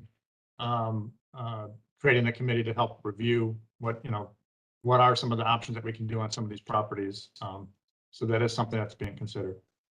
But so outside of the larger conversations we had, just while we can maintain the quorum of the 5 of us, because I know Mr. Tarasik, you said you had to leave quite soon. Yeah, you know, and Mr. Benesi, if I may, I just want to make one comment. I mean, I agree with Mr. Benesi and Ms. Anderson's concerns, and over the greater concept of these things coming before us now for the whole time that I've been on this commission as well. This has been an issue that's come before us. If I may, to the applicant, just one quick question. When was the last time that this was tabled and taken a look at? Alex? This was tabled by Landmarks in January of this year. Okay. Excuse me, design review, I misspoke. And I believe, what did I say? In 2018, Landmarks last saw this. Okay, and I guess my point to that is, you know, there are a whole bunch. This is not to cast any kind of comments on prior people who have been on this committee or with planning or with the administration, but there are a fresh set of eyes now, I think, at all levels here, and I think commitments by all levels to at least take another look at this and see what this process is, so that we don't get down this road. We've identified that we're down this road a number of times, but there are a fresh set of eyes being taken a look at this. I think it's fair to say that if we were to move forward today, from what I hear from my colleagues here, that the application would not be granted. But it is my understanding that the applicant would have to agree to tabling this. And I do hear from the rest of my members on this commission that we would be in favor of that, if only to add, not to delay and kick the can down the road, but to allow time for again, all these new fresh sets of eyes, both on this committee, within planning and within the administration, to take a look and see if there's a bigger way to solve this problem, and specifically with this particular piece of property. Thank you. Thank you. And we did do a recent site visit when I think we were out at Parkgate, if I'm not mistaken, Alex. We went to the site, and that's when we talked to the neighbors across the street, both Vera Thompson and Betty Bell, around the issues that they were raising about this property. So we, as a current committee, we did go do a site visit.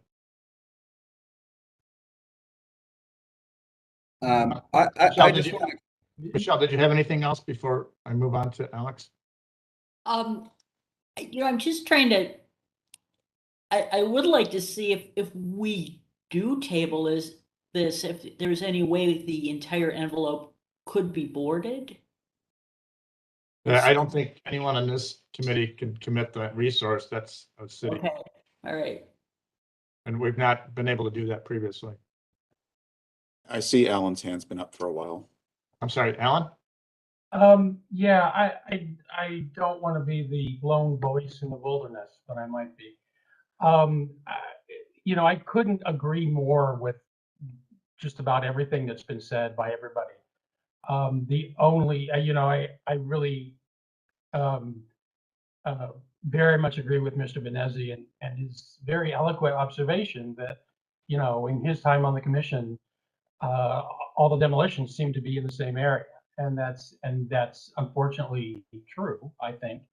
And it really points to the solution being much bigger than this property, and you know, which people noted, and I hope that we as a commission and that we as individuals can be part of that, whatever solution that is.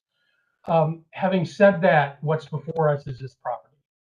And I just don't know that I can agree to table it or vote to table it. Just because I'm not, I think we've been kicking this particular can down the road, and I don't think it's fair, in particular, to the people who live right next door to it and right across the Agreed. street from it, to continue to do that. And so that's my concern. I've not been to the house. I don't know, um, um, if it was preserved in some way, what the possibilities even were. The other thing I want to that occurs to me is I know the city does have the power to do, I think it's called a forthwith demolition when there's an immediate danger. And I guess I'm wondering how that gets decided. That yes, we have to demolish this right now. And I guess and I don't know if Mr. Bromwitz can even say this, but like how close is this house to that determination? So just to get into that, that determination comes from our chief building official, and it pertains to structures that are in imminent danger of collapse or further collapse. So I wouldn't really say that it's not really about the conditions or behaviors at a property. It is more structural in nature. So I wouldn't think that this is an imminent danger potential. Thanks. I appreciate that clarification because I didn't realize that. Part of it is this building really structurally sound, and I know we can have opinions on what we see and it looks like it is or it looks like it isn't. I'm not in a position to determine that. So so I just don't know. I mean, that's going to be the most sort of important thing if you're trying to rehab it. So that's sort of where I am on this. I would prefer not to take a vote to table it, but if we do, we do. Alex, did you have anything? Do I have any other? I'm looking at hands. Do I have any other commission members up? Yeah, I just have one final thought I wanted to get out there, which is that, but believe me, I want fewer of these contentious and legitimately difficult situations to reach me. It is no fun having to weigh this, no matter where you come down, because it's kind of, I mean, these are wicked problems, and you're a little bit damned if you do and damned if you don't. And I really look forward to building out a program to get these houses going down a different path. But the reality is that doesn't exist right now. And my personal stance is that before we delay this or choose not to move forward here, I would want to be confident that we have an option that exists and that we've already put maybe a more viable property through it. It's feasible on paper, but we haven't really done this yet, and building out that capacity as an organization or with partners is a real effort and takes some real work. And if we table this for however long or vote it down outright, this is still an issue of every day.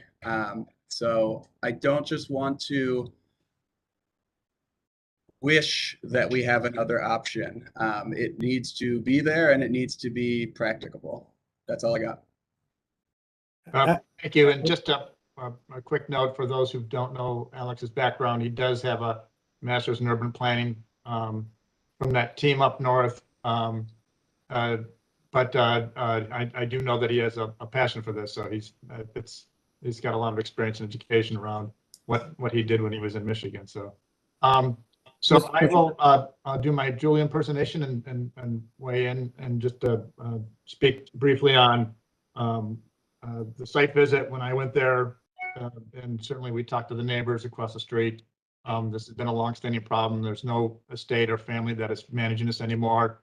It is now $116,000 delinquent in taxes and not getting foreclosed on or going anywhere soon. There has been lots of studies written about the negative impact of properties like this that sit around on the property values that are nearby. So when we talk about eliminating, taking a rotting apple out of the basket that will keep the other apples from rotting, we have some really shiny apples around here, as we noted when we went and did our site visit.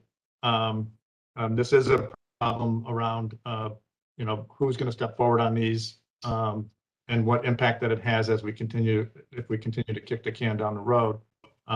Just as a point to Alan's comment, as we know, in the right circumstances, any property can be saved. It's just a matter of at what cost and how much write down do you put to a property, and then what is your product that you have next door, and how much do you have to underwrite the appraisal gap on some of these. In my personal experience, I've renovated over 1,000 properties when I was with the CDC, and we know that there's amazing things that can be done, but at some point, we also know that as a neighborhood to succeed, we need to figure out how we manage these concerns. So sadly, we don't have a program in place today. We don't have the ability to deal with putting a tarp over it and securing the upper windows. But that's the reality that we're facing as a Landmarks Commission today. So that's kind of where I come at this. Michelle, you wanted to add a comment? Just a real brief comment. I've been either living or working in Tremont for 37 years. And I can think of a lot of properties in Tremont that have come down in those 37 years. And a lot of them were like, okay, no great loss. There's a lot of properties that we lost, maybe 20, 25 years ago that, boy, I wish we had them now. I wish there was a way that something could have happened so that, back then it was just like, just another blighted property. But there are some beautiful, beautiful structures that are no longer with us. We need to do something. Yeah, these are the problems we face, Michelle, as we talked about, is that, what comes first? How far does the neighborhood go in decline, or what do you eliminate that helps the neighborhood come back? Then that gives you the ability to save even more of these. But yeah, we don't have a process in place. That's the problem. Yep. All right. At that, looking for Alan or Jonathan, who's got their hands up? I'm sorry, I can't see that. Mr. Benezzi with his hand up, and Mr. Okay. Tarasik had his hand up as well. Okay. I think after all the conversations that have been had and the acknowledgements, and I think the initiatives that we know we all need to take, given, as Mr. Dreyer said, what is presented in front of us, I very reluctantly, but in full understanding, move forward with the demolition as presented. Just as a motion, I'm throwing it out there. Okay. No, I hear you. It is. This is Alan, I'll second. So we have a first and a second. Carl, can you, who's calling the roll? Before I do that, Mr. Tarasik had his hand up. Did you have sorry. additional comments? Go ahead. Yeah, and I guess I just want to say that I appreciate Mr. Benezzi's comment, and I do agree as well. Reluctantly, I think from a practical nature, we have the situation before us.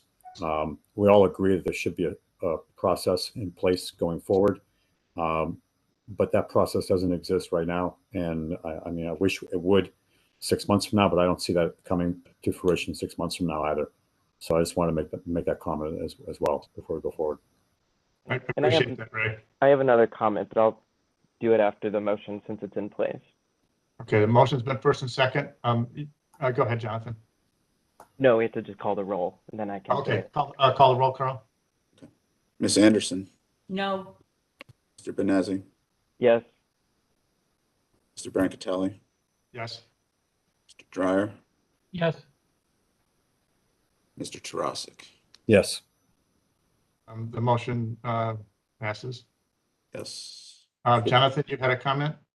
So my comment is I feel like, and Carl, I don't know if there's something you need me to do or how we can use this conversation we've had, which is now documented and on the record, as a standpoint to kind of start this initiation for change. And I know, Mr. Brancatelli, you had mentioned that the new commissioner had been wanting to kind of get a group of people together for this conversation to be had. But I feel like this is a really poignant now example that we can use to keep this conversation pushing forward and not just let it be a conversation that dies on YouTube, being frank. Yeah. I fully agree, and I agree with Carl. We need to put the resources together that we can support these what we need to do as a city to help continue to save these types of landmarks, whether it's tarping roofs or doing a better job of securing upper windows to preserve the weather conditions, and finding a better, and again, as I mentioned earlier, getting a better path down the county to get these out of the county 116,000 delinquent in taxes rolls to back to a body that can actually manage this better. Any further comments? We would move to administrative reports. Do we have anything, Carl? Yep, I am just going to make the announcement that the Cleveland Restoration Society's community luncheon is on Thursday, November 17th. I have a bunch of your not invitations, but at least flyers here, but I don't see you all, so I can't get them to you. So I will tell you that it's there. It's being held at East Mount Zion Baptist Church, and Mayor Bibb is the keynote speaker. So if you'd like to join, go to their website and sign up there. I don't think I have anything else at this time. Thank you. Okay, thank you. At this point, do we call for motion to adjourn or just adjourn? Just adjourn. It's a nice friendly goodbye for 2 weeks. Next meeting is November 10th and then December 8th. And then there's also one potentially for December 22nd. So the way things have been going, we will likely have something on the 22nd. So just keep that on your calendars and in your minds. All right, we can have Jonathan sponsor the Christmas party. So Perfect. All right. Thank you all very much. Thank you, everyone. Happy Halloween.